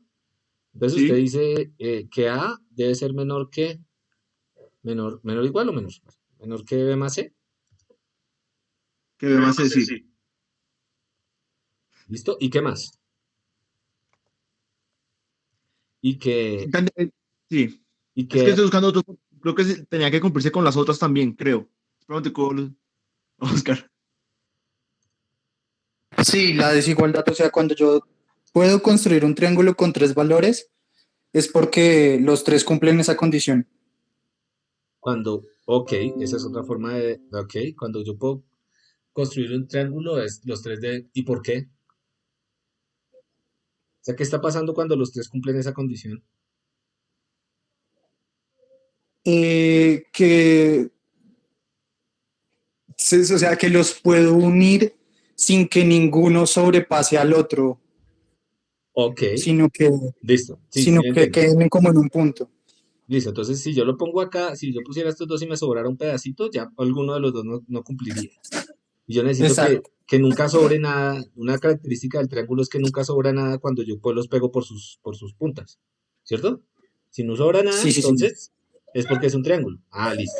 Buena idea, lo entendí. Ok, listo. Bueno, y estas no se las vamos a dañar a ustedes porque ¿qué es escaleno, equilátero, isósceles? Una vez que uno verifica que es un triángulo, pues saber que es equilátero es fácil, saber que es isósceles es fácil y saber que es escaleno es simplemente, creo que otra condición, no estoy seguro. Pero bueno, esa solución, por ejemplo, es una solución muy elegante, ¿no? Y muy bonita, eh, que requiere tres comparaciones y se acabó. Chévere, me parece bonita la solución. Cálculo de verificación del DNI. Ah, ¿esto qué tiene que ver con lo que estábamos hablando ahorita? Yo creo que sí. El documento nacional de identidad de España consta del número de 8 cifras y de una letra. DNI. Se obtiene a partir de los números como se escriben en los pasos siguientes. Calcula el resto de dividir el número del DNI entre 23. El número obtenido está entre 0 y 22. Selecciona esa letra asociada a dicho número en la siguiente tabla. Entonces aquí está un ejemplo del DNI. Esto de acá, le sacamos el resto, el módulo 23 nos da 20, y este 20 de acá corresponde a AC. ¿Alguien me puede explicar por qué hay que hacer eso? ¿Cuál es la idea detrás de hacer eso?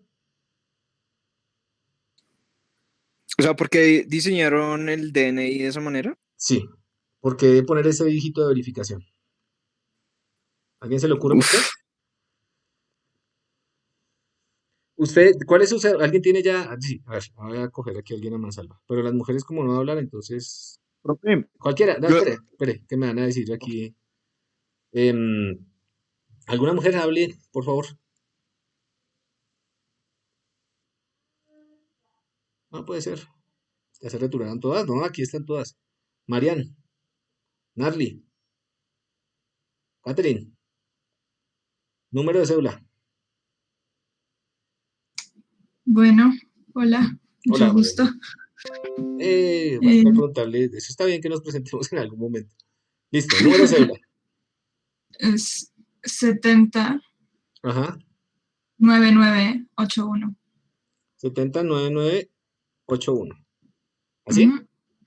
¿Es extranjería? Sí, Ah, listo. Ok, listo. Entonces, esta es una cédula cortica, pero pues, suele pasar acá que cuando uno hace trámites, se le va algún número por acá. Entonces, 70, ¿qué me dijo? No, 71. Entonces, de pronto Marian va al banco y plan, 71. Listo, Marian. Abre otra vez el micrófono y me ayudas con el ejercicio entonces.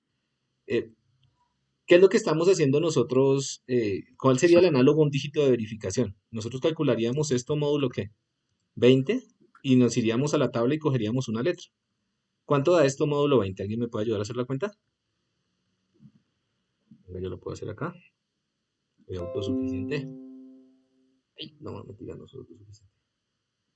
A ver, esto módulo 20, ¿cierto? Eso es lo que dice el algoritmo del DNI. ¿Qué es esto? Da 1. Entonces, si tú estuvieras allá, sería R. Listo, entonces, en con esto tu cédula sería R. Tú no eres de España, ¿no? Porque si no te pediría el DNI. ¿Eres de España o no? No, Ah, bueno, entonces, ¿sí entendieron cómo se calcula el dígito de verificación? Listo, Mariana. ¿Qué pasa si tú vas aquí a la universidad y le dices a la señora, mi cédula es no sé qué, no sé qué, no sé qué, y la señora se equivoca? Dice 70, pero es que 70 suena como 60. Y escribe esto. ¿Para qué sirve el dígito de verificación ahí? O la letra de verificación. Dime, María.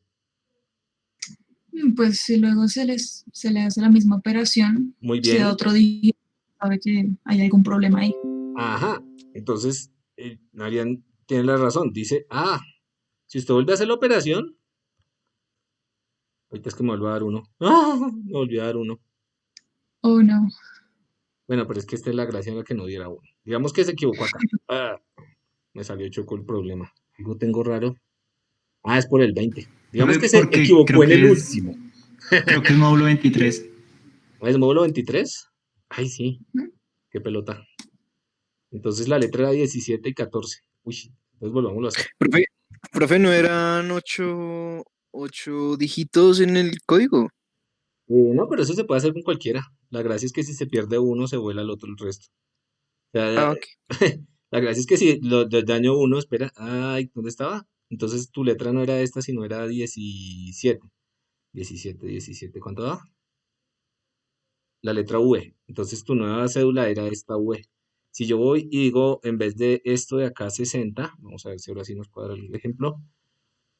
Nos da 21. Entonces la letra es un código de verificación, ¿cierto? Entonces, eh, al ser 21, yo voy y miro en la tabla y me daría K. Pero K no es la letra que tú me diste como verificación, entonces yo tuve que haber cometido un error. ¿Sí lo ven o no lo ven? Esos dígitos, ya María nos había dicho cómo se resolvía el problema. Esos dígitos de verificación pues son bien útiles. De hecho, si ustedes tienen por ahí a la mano libros, van a ver el ISNB. Y el ISNB, un ejemplo del ISNB, tiene los dígitos de verificación aquí al final.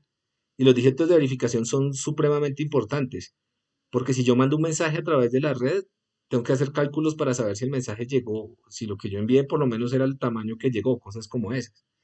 Entonces, eso se hace con aritmética modular. ¿Listo? Y el uso realmente es eso, es verificación.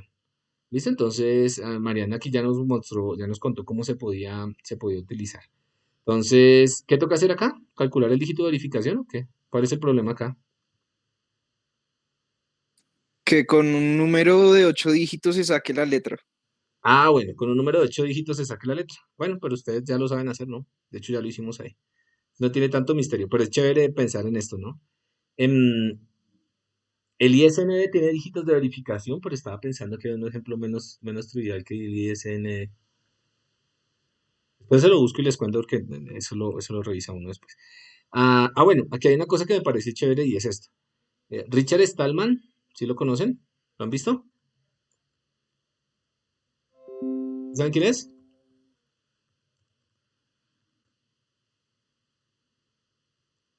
Él es Richard Stallman. ¿Qué creó él? Linux. ¿No tiene que ver con software libre? Software libre, ¿no? Linux lo creó Linus Torvalds, pero todos son como en la misma bolsa, ¿no? Entonces, si ustedes ven sus celulares, me imagino que la mayoría tendrán el sistema operativo Android. Android corre sobre un sabor de Linux, no me acuerdo, no sé cuál es, no me acuerdo cuál es. Pero eso muestra que el lenguaje, el sistema operativo más utilizado en el mundo es un sistema operativo basado en software libre. Y eso es simplemente para ilustrar que este movimiento de software libre es supremamente importante. Entonces, esta persona en particular alcanzó a trabajar en la industria y se dio cuenta que la industria era perversa, eso dice él. Entonces, el cuento con el software y la construcción de software y la programación es muy curioso. Yo creo que ustedes ya se empezaron a dar cuenta que esto no es soplar y hacer botellas, que programar es una cuestión que requiere bastante esfuerzo, bastante creatividad y en realidad es una construcción intelectual. un buen algoritmo, ya después de que uno le coge el sabor a la cosa, es una cosa muy bonita, muy elegante, muy chévere. Pues algunos no lo podrán equiparar a la poesía, pero hay cosas que son realmente muy bien hechas.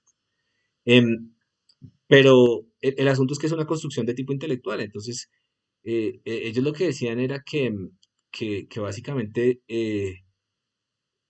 haga de cuenta que tenían un montonón de gente escribiendo libros y se estaban haciendo ricos con eso, mientras que la gente podía, a moto propio, como ustedes, empezar a programar y resolver problemas y darles las soluciones a otros para que pudieran construir a partir de lo que ustedes estaban haciendo. Entonces ahí arranca los proyectos GNU. eh, y los proyectos GNU ahora es sinónimo de software libre. Eran proyectos donde se reunía gente que tenía tiempo libre, que le gustaba programar y estas cosas, y empezaban a resolver problemas.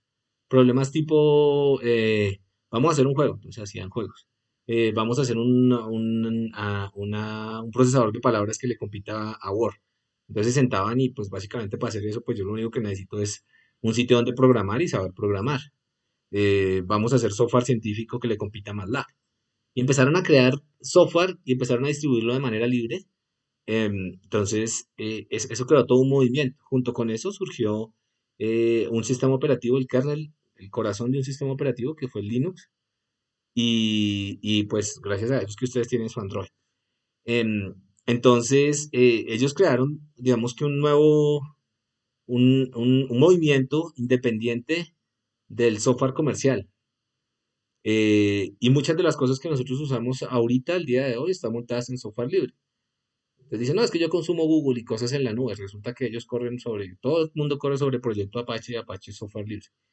Entonces, es simplemente un ejemplo. Este comentario de acá es súper bonito porque eh, hace algunos años todavía había gente que discutía que esto iba a fracasar o no. Y parte de lo que tiene que hacer un computer science es estar integrado a una industria y la industria se mueve en estas direcciones. Por ejemplo, hace pocos días la gente de Microsoft dijo que todo lo que iba a hacer lo iba a volver software libre. Pero bueno, esa es una cosa ahí interesante y es chévere aprender. De vez en cuando Stallman viene acá y la gente de física les gusta mucho el software libre, los ingenieros también. Alrededor de eso hay unos movimientos súper chéveres. Y una cosa bien importante que creo que sí es más práctica para ustedes, si ustedes quieren también hacer hoja de vida, no necesariamente, o construir un portafolio, no necesariamente tienen que hacerlo solamente en estas cosas que hemos visto, uno se puede unir a un proyecto de software libre y trabajar ahí sí gratis en el proyecto y aportar al proyecto. Esos proyectos tienen hasta cientos de programadores de la gente más tesa en el mundo y poder entrar a esos equipos y trabajar con ellos, pues es un placer. Bueno, un placer no solamente es un privilegio, pueden aprender muchísimo. Pues generalmente lo único que necesita uno es el conocimiento, los rudimentos básicos de un lenguaje de programación y pues la voluntad, como siempre, de trabajar. Em, hay una cosa, y a veces uno dice que eso no lo lleva a ningún lado, pero yo les había contado que el Jupyter, eso arranca también con proyectos de software libre y es de un profe, de de un caleño que hace física, que hacía física. Listo. Entonces, un segundo acá. Ah, bueno, más problemas acá. Yo no voy a ver los de acá, sino voy a ver los de acá. A hacer un triángulo a cuadrados perfectos. ¿Alguien me puede decir en qué consistía el problema?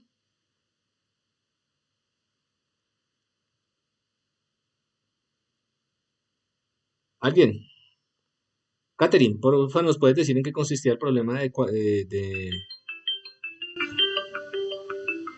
¿Sí? Catherine. Aló. Sí, señora.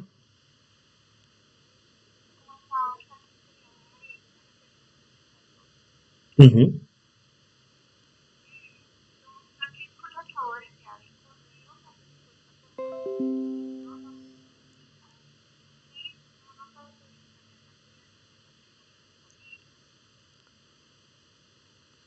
Ok.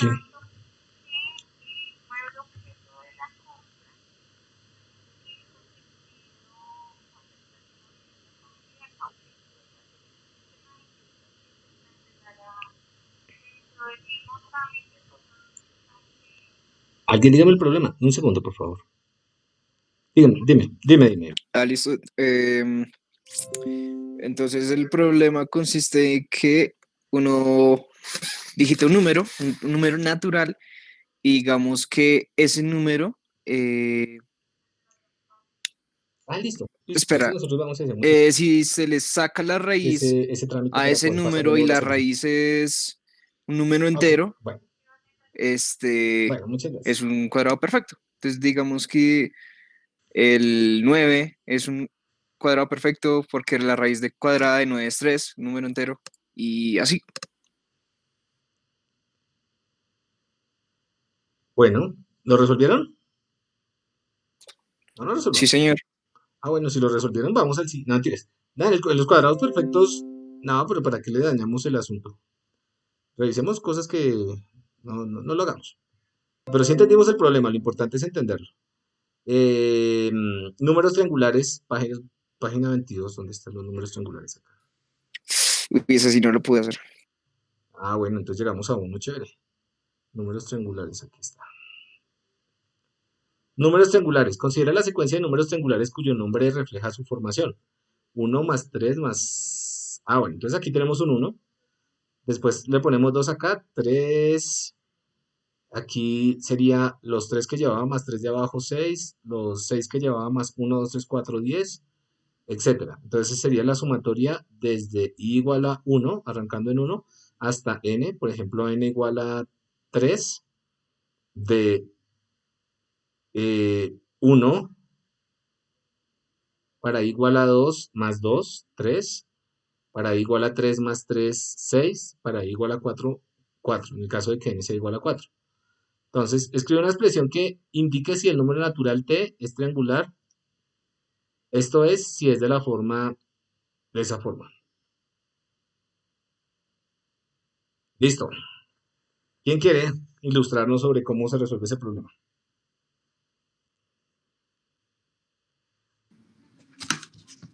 Pues yo lo hice, me di cuenta que eso era la sumatoria de 1 hasta n. Sí. Entonces lo que hice fue igualar la sumatoria a ese número que nos dan, por ejemplo, el 10, y despejar n. Y si Ok. era un Entonces, por ejemplo, a ver, si me dan un número, ¿cierto? El punto es que me dan un número.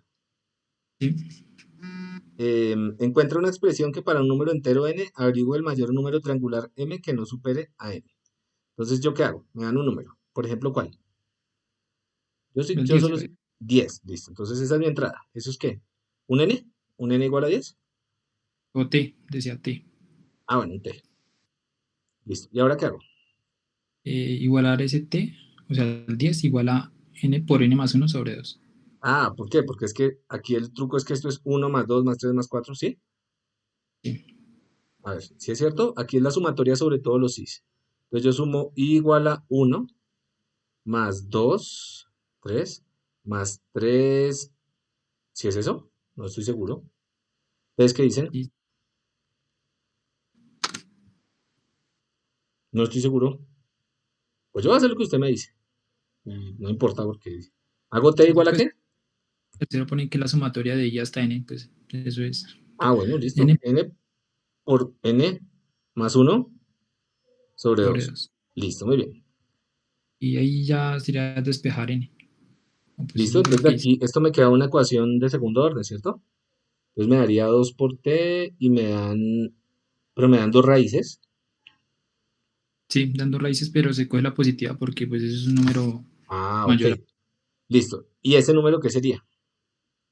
Ese sería el n. O sea, entonces toca averiguar si es triangular, entonces ese n sería un entero positivo. Ok. Ok. O sea, así le cogí la idea. Entonces yo ya sé por un lado que así escribo los números triangulares. Pero esto es igual a n por n más 1 sobre 2, por lo que habíamos visto antes y porque así es la vida. 1 más 2 más 3 más 4 nos van dando estos números, ¿cierto? Entonces, lo cierto es que el t se puede escribir como n por n más 1 sobre 2. Al tener esa expresión, la pregunta es, dígame cuál es el n, cuáles son los n's que al reemplazarlos en esta expresión de acá me dan ese t, ¿cierto? Entonces yo puedo encontrar esos n's. Es decir, encontrar las raíces de este polinomio que me sale acá. Yo el t lo conozco, entonces, por ejemplo, 2 por t menos n por n más 1 igual a 0. Esto es un polinomio de grado 2 en n, ¿cierto?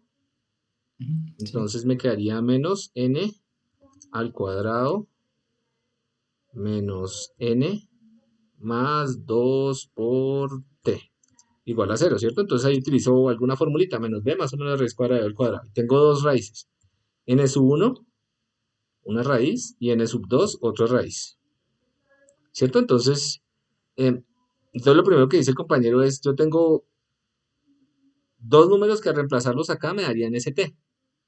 Entonces, yo cojo el positivo. ¿Por qué tiene sentido coger el positivo? Porque esto es, me imagino que una parábola y tendrá dos raíces, una positiva y una negativa, dependiendo del valor de t. Sí, es así, creo. Entonces cojo el positivo y si ya me da entero, es porque efectivamente existe un entero, tal que al reemplazarlo acá, me da este número de acá. Es decir, si existe alguno de estos dos es entero y positivo, es porque, yo puedo, a partir de ese n, construir, es porque ese número es triangular. ¿Voy bien o voy mal? Sí, así es. Listo. Va bien. Pero ¿qué más me dice acá? Encuentra una expresión que para un número n averigüe el mayor número triangular m que no supere a n. Entonces ese pedazo, ¿cómo lo resuelvo ahí? Ahí me perdí.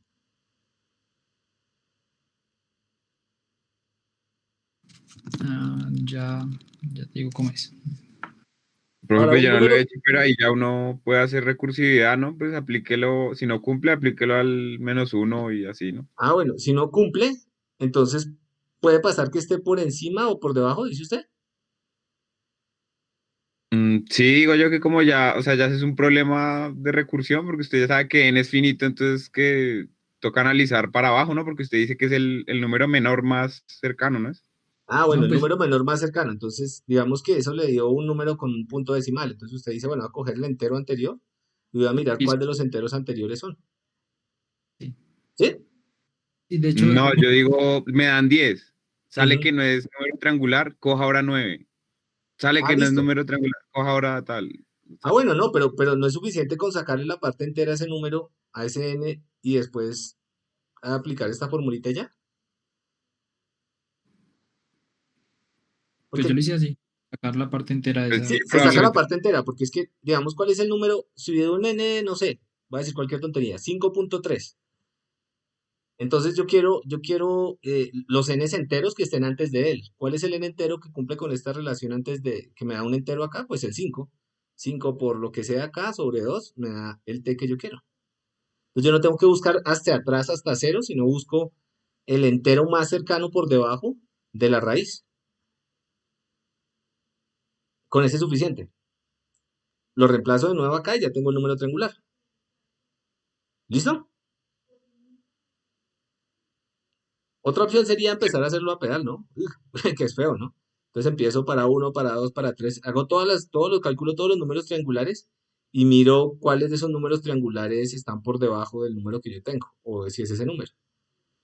Pero obviamente es mucho más rápido hacer estas cuentas de acá, porque aquí solamente son cuenticas de sacar las raíces, que hacer las cuentas de ir sumando todo esto de acá, ¿no? Entonces, buena solución. Listo, listo, la entendí. Gracias. A los dos ahí. Bueno, ¿qué más hay acá? ¿Sí la entendió? Los que no lo hubiesen podido hacer, ¿la entendieron? ¿La vieron? ¿Lo programamos? No, no porque les quito el sabor al asunto. No, no lo vamos a programar. Pero si no la entendieron, por favor, abran el micrófono y digan de una vez si lo solucionamos. Esa es la gracia de estar acá.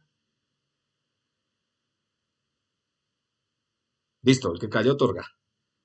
Rectángulos. Un rectángulo se puede representar en un plano a partir de 4 puntos.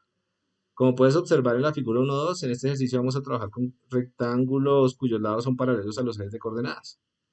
Escribe una expresión que determine si dados 4 puntos del plano, estos pueden representar los vértices de un rectángulo. Bueno, dice acá. Inclusión. Listo. Entonces el primer problema es nos dan estos 4 puntos, que son 8 números. y nos piden determinar si esos 4 puntos corresponden a un rectángulo, a los vértices de un rectángulo. ¿Qué hicieron para resolver ese problema? Pues yo vi que si uno ponía 4 puntos cualesquiera en el orden que uno quisiera mirar, si era un rectángulo era un poco largo, entonces le dije al usuario que por favor ingresara los valores en orden lexicográfico, y luego simplemente miré que los dos primeros tuvieran la misma coordenada en X, los dos segundos también en X, el primero y el tercero en Y, y el segundo y el cuarto en Y, y si se cumplían esos condicionales, era un rectángulo, si no, no lo era.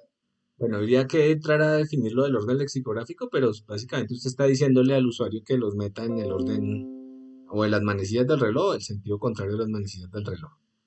Y después Pues verifica ninguno si de los estos dos, pues. coinciden. Sí. Después verifica si estos dos de aquí coinciden, bueno, los X de aquí coinciden y no, espera, los Y de acá coinciden y los X de aquí coinciden. Creo que es eso. Sí, sí, Otra idea, exacto, es eso. otra idea más, o esa es la única que se les ocurrió. Profe, a mí, pues, así de pensándola como se me acaba de ocurrir, tomar Ujú.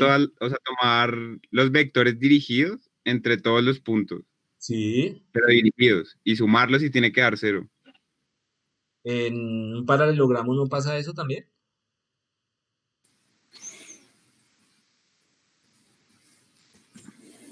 En un Sí, paralelogramo también pasa eso. también podría pasar eso. Lo que puede de pronto hacer es adicionar una condición para que los ángulos sean rectos, porque es un rectángulo. Entonces hace el vector dirigido acá, acá, acá, acá, acá, y hace una cuenta para saber si al menos uno de los ángulos es recto. Si al menos uno de los ángulos es recto es porque se tiene. ¿Cómo sabe si uno de los ángulos es recto? Pues como con dos vectores, usted puede hacer el producto punto y eso, el producto punto es el coseno entre los ángulos. Bueno, eso es geometría ahí. Bueno, aquí hay un punto y es el orden lexicográfico. Más ideas. Yo quiero escuchar ideas, que este punto está como bueno para ideas. Pues yo tengo una. Verificar si los puntos son colineales, o sea, 2 a 2 son colineales y son, bueno, aunque ahí habría que agregar otra condición, o sea, si los 4 puntos son colineales, 2 a 2, pero no todos son colineales. Ok, listo. Listo. Ok, Joan. Pues yo sí asumí el tema de que el usuario puede ingresar 4 coordenadas en cualquier orden Ujú. ¿Y cómo y pueden estar listo? de cualquier tipo, y básicamente arranqué del caso base, que sería encontrar las pendientes de las rectas. Son muchas rectas, pues porque son combinaciones, bueno, Sí. permutaciones entre los puntos, y agregar condicionales para los casos en donde las rectas son horizontales, ya que esta recta pues no tiene una pendiente que se pueda determinar. Listo, Eh, listo. Bueno, esa y la vertical, ¿no? Y pues hacer, digamos, ver cuáles de estas rectas son perpendiculares. Básicamente con eso Exacto. solucioné lo de los ángulos de 90 grados y pues luego comparé la distancia euclidiana entre los puntos. Finalmente, las diagonales de un rectángulo son iguales y los dos lados y otros 2 lados también tienen la misma medida, mejor dicho. Ok, listo. Bien. Más ideas, creo que las estamos acabando todas. ¿Hay otra idea que se les haya ocurrido? Sacar la distancia entre ambos puntos de todas las coordenadas y compararlas 2 a 2. Ok, listo. Pero creo que toca meter otras verificaciones adicionales. Pero listo. Ahí estuvieron proclives a muchas ideas chéveres. Y la siguiente era el problema de la inclusión, ¿no? Em, ¿Cómo resolvieron el problema de la inclusión? Yo quiero escucharlo. Yo saqué las coordenadas y mayor y y menor del cuadrado más grande y la x menor y la x mayor. Ujú. Y después hice lo mismo con el otro cuadradito. Y tenía que cumplirse que estuviera la menor fuera mayor a la menor del primero, ¿sí? Y así con todos los lados. Ok. Una pregunta, si ustedes tienen un polígono y un punto, ¿cómo saben si está dentro o afuera? Polígono arbitrario de un punto. Pues las distancias a los vértices, ¿no? Da más el que está afuera del que está adentro, ¿no? ¿O no? No, Sí, creo. ¿No? no porque yo puedo pintar una cosa Como la vida es. Puedo pintar una cosa como así. Entonces aquí pongo el punto. Me quedó súper feo, pero. Ah, sí, estaba pensando en uno regular. Ah, ¿Usted está pensando en uno regular? No, estoy pensando en No. cualquier polígono.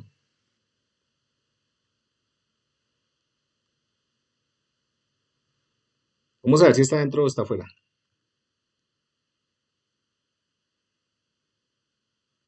Listo, voy a dar puntos porque en los 20 minutos que se tengan acá me resuelvan ese problema. Ahí para que se diviertan un rato. Uy, ¿qué pasó acá?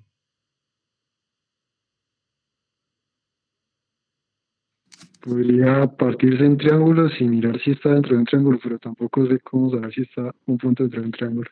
Pero, entonces no va a dar puntos, pero lo vamos a resolver entre todos como para distraernos en algo interesante. Porque las clases están.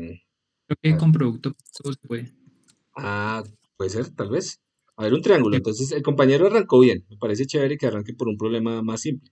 Entonces, tenemos un triángulo y tenemos un punto. O sea, siempre hay que hacer dibujitos, ¿no? Un punto. Entonces, este está afuera y este está dentro. Profe, no estaba presentando. Miércoles. Gracias. Listo. A ver, entonces, ¿cómo sé yo que este punto está dentro y este otro punto está afuera?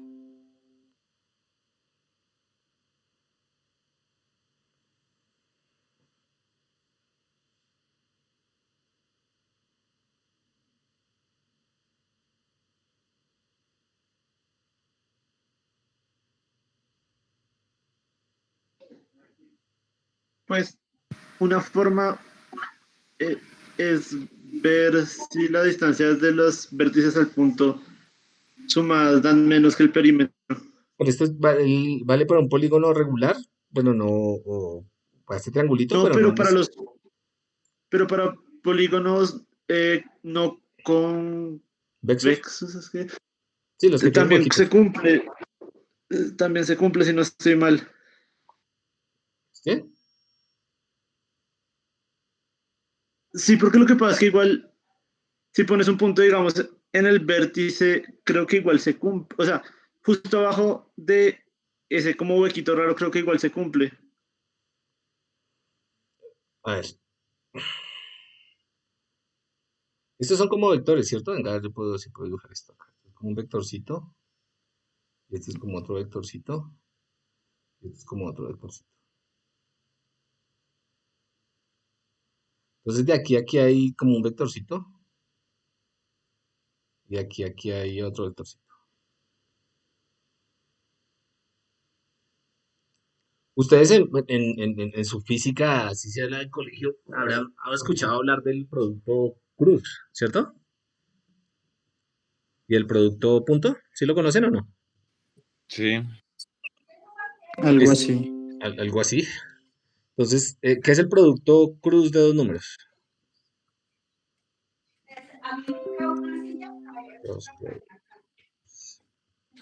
Es el de la regla de la mano derecha.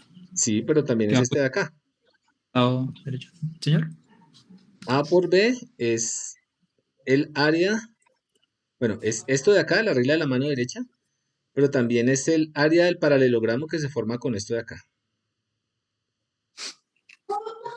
¿Sí saben eso? Sí. Sí. Bueno, ya, no más pistas. Profe, sería coger cualquier lado, Bueno, siga. hacer producto de lado con un extremo y el punto. ¿Me hago entender? Sí, como acá. Este lado y el punto. Y con todos los dar la misma. Si inicialmente dio positivo, tiene que seguir dando positivo siempre. Claro, si Porque si da inicialmente, negativo es que se sale. si dio negativo es porque se sale, ¿no? Entonces, el asunto de esto es que esta cosa de acá nos está diciendo el área del paralelogramo, pero es un área con signo, dependiendo de la orientación de estas cacharritas de acá. Entonces, eso es. Básicamente calculo el producto cruz entre el punto y los vectores que están acá con todos sus lados. Y lo que dice el compañero es cierto. Si está por fuera en algún momento, el área nos va a dar, aquí hay como un paralelogramo. Entonces, si está por fuera, el área nos daría, a ver cómo lo hacemos. Creo que es así. Una cosa es el área de acá y otra de esto de acá y otra cosa es el área de esto de acá. Esta área con un signo diferente a esta área de acá. Pues, si no entendieron, revisen el producto cruz y miren un poquito la geometría que está por detrás, pero es simplemente porque se me ocurrió el problema y me parece chévere. Que ese se podría pensar acá, ¿no? De pronto es más rápido y sirve para cualquier rectángulo arbitrario. Evalúo cada punto si está dentro y después utilizo lo que ya había hecho antes para mirar el rectángulo de acá. Pero bueno. Ah, este está bonito. Movimientos de los tableros de ajedrez. ¿Ese lo pusimos? Sí.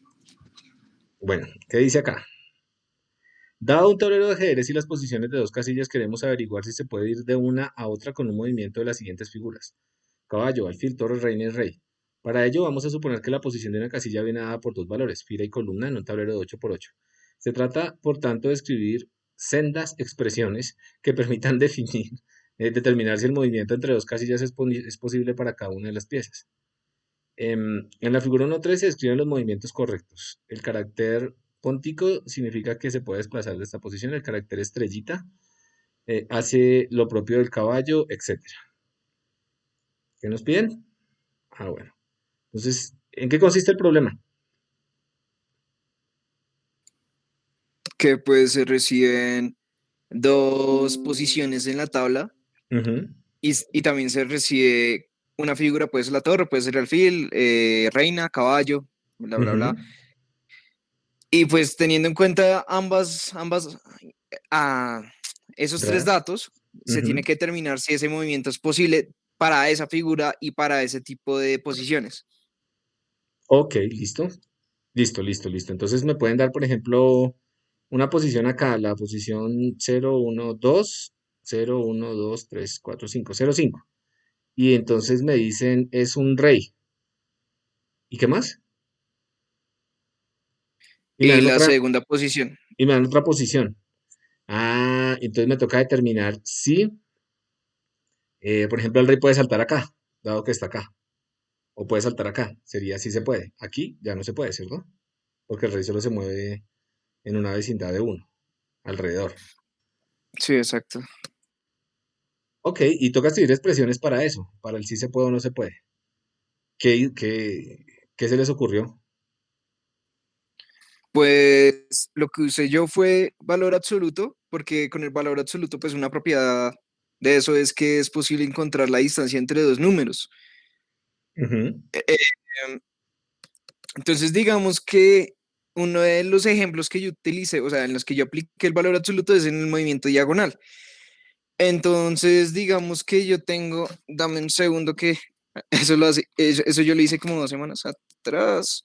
Entonces, lo que yo encontré es que si, mm, un segundo. o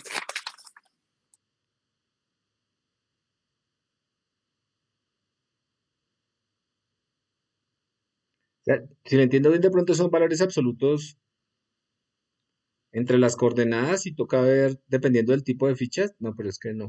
Pero es una expresión lo que uno quiere. No sé. Pues con la, con la información de la columna, a ver, yo entrego en la posición 1 una columna, una posición en la columna y una posición en la fila.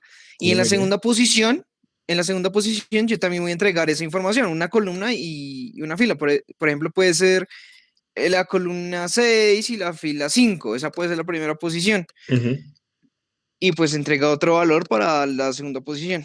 El caso, con el sí. valor absoluto lo que yo encontré es que, por ejemplo, para las diagonales es que la resta entre la columna 2, que por ejemplo puede ser la columna 6, y la columna 1, que puede ser la posición inicial, la resta de eso, si es igual a la fila 2 menos la fila 1, eso puede implicar que efectivamente existe pues un movimiento de diagonal, si se puede entender de esa manera. Es muy difícil para mí explicarlo cuando no tengo pues el tablerito ahí de ajedrez, No, pero creo que pero sí le pues entiendo. créame. La idea del valor absoluto es ver, eh, cuando calcula uno valor absoluto no está midiendo distancias, ¿no? Las distancias a las que ustedes están acostumbrados a medir seguramente son distancias euclidianas, pero hay otras formas de medir distancias entre puntos, y en particular una manera natural de medir distancias en el tablero de ajedrez es a través de los valores absolutos. Entonces yo cojo el valor absoluto, por ejemplo, si estoy acá y estoy comparando con esta posición, miro cuántos hay en X, 1, 2, 3, y miro cuántos hay en Y, 1 y 2. Entonces, 3 y 2, pues me darían el tamaño de la distancia en esa métrica, se llama la métrica de Manhattan, o del taxista, una forma de medir distinta, una regla diferente. Y con esos valores absolutos yo creo que sí puedo crear reglas para eso. Aquí la única sería esta de acá, ¿no? Que toca tener ¿La cuidado del con caballo? esta. Sí, Pues, porque qué huecos. pues mi teoría es que, por ejemplo, con el caballo, se mueve 2 unidades en dirección, pues, horizontal o vertical, Ujú. y luego va una unidad, o sea, sí, una unidad de ¿Hacia arriba distancia o hacia abajo? hacia abajo, sí, exacto. Bueno, no, sí, hacia abajo, hacia arriba, hacia abajo y para la derecha y para la izquierda. Eso depende pues del movimiento, pero se necesitan como muchas condiciones para que se cumpla ese movimiento del caballo, pero pues es posible, con el valor absoluto es posible. Ok. Otra idea, yo entiendo lo del valor absoluto, otra idea. ¿A Yo lo alguien se le hice, ocurrió? Dígame.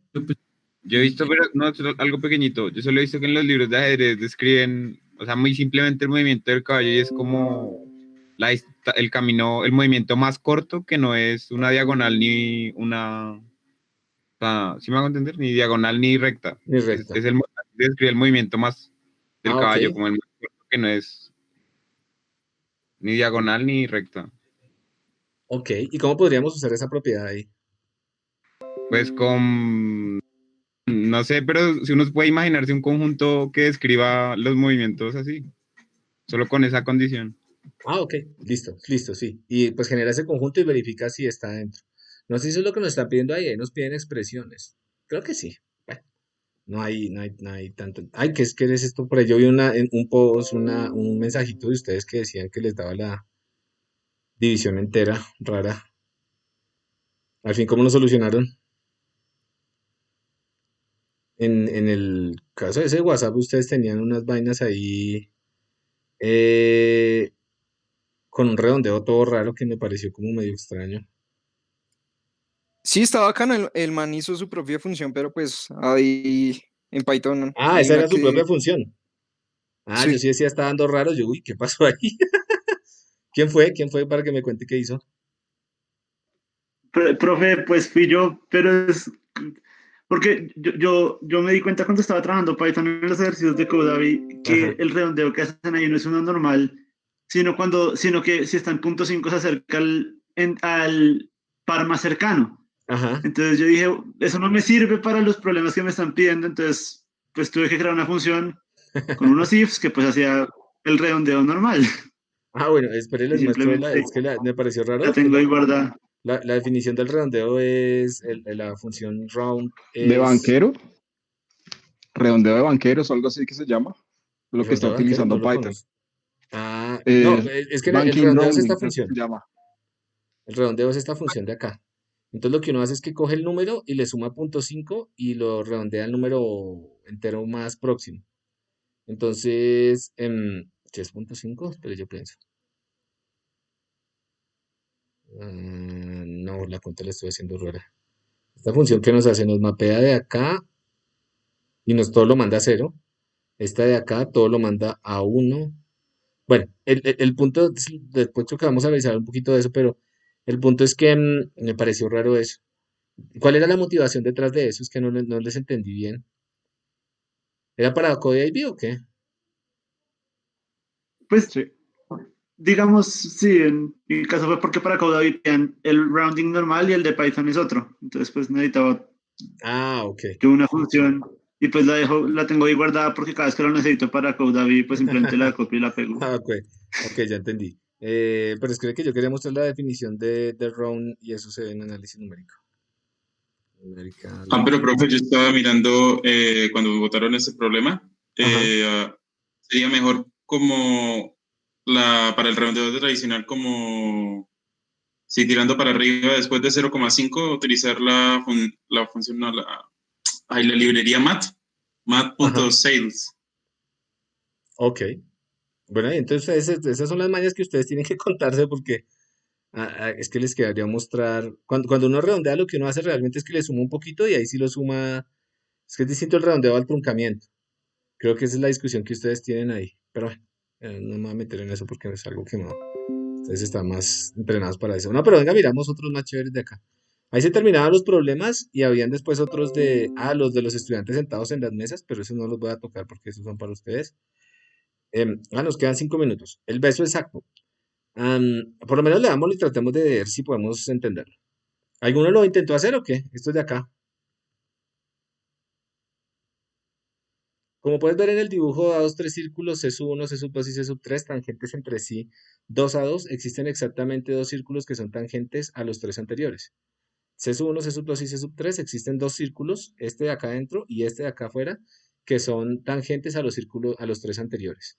Hay una fórmula que permite calcular el radio de estos círculos tangentes. Si tenemos cuatro círculos, C1, C2, C3 y C4, tangentes entre sí, con los radios respectivamente se verifica la fórmula 2 por S1, no sé qué, no sé qué.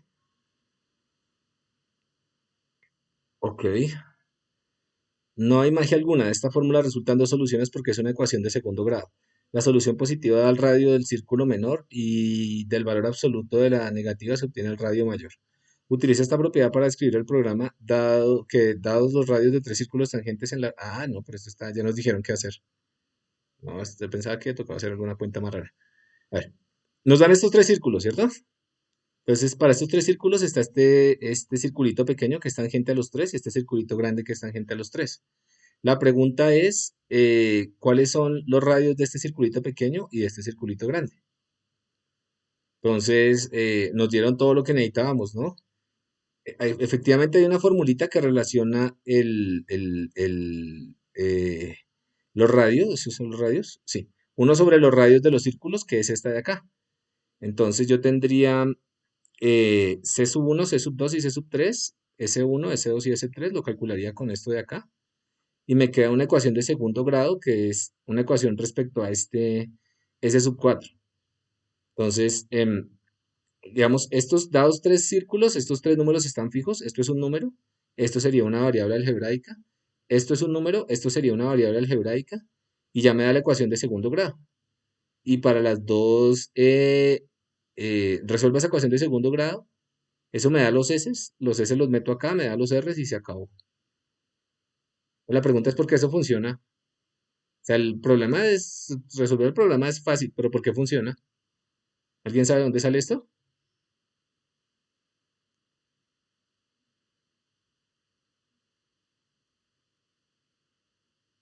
Pues uno tiene que hacer toda la geometría, pero Pero está chévere. considerando que los radios, que pues si son tangentes, los radios pegan ortogonalmente en la línea, en el punto donde se toca. Sí, que hay uno puede ahí hacer triangulitos, rectángulos y demás. Uy, es ¿Te que... queda un triángulo? Sí, aquí le queda un triángulo rectángulo, que es lo que usted dice. Plan, aquí... No, Es hacer mucha geometría. Pues esta cuenta está rara, pero hacerlo a pedal sin esta fórmula debe ser una pesadilla. Bueno, por esa nada, esa está fácil. A la fórmula se ha utilizado y recién descubierta varias veces a lo largo de la historia. Se cree que los griegos ya la conocían. Descartes la demostró. Actualmente se conoce como la fórmula de Soddy, en honor al químico Soddy, que la volvió a mostrar en 1936. Soddy obtuvo un premio Nobel de Química y fue en que acuñó el término isótopo. Soddy demostró que el teorema con un poema titulado The Kiss Precise. ¡Qué locura! 4 círculos llegaron a besarse. Es el menor o el más curvado. La curvatura no es sino la inversa de la distancia desde el centro. Aunque este enigma de Euclides asombra, las reglas empíricas no son necesarias. Como la recta tiene curvatura nula, las curvaturas cóncavas tienen signo menos. La suma de los cuadrados de 4 curvaturas es igual a la mitad de los cuadrados de una suma. Yo no me imagino uno escribiendo un poema de esos, pero ese man era muy bueno. ¿Y era qué? Químico, ¿cierto? Uf, violento.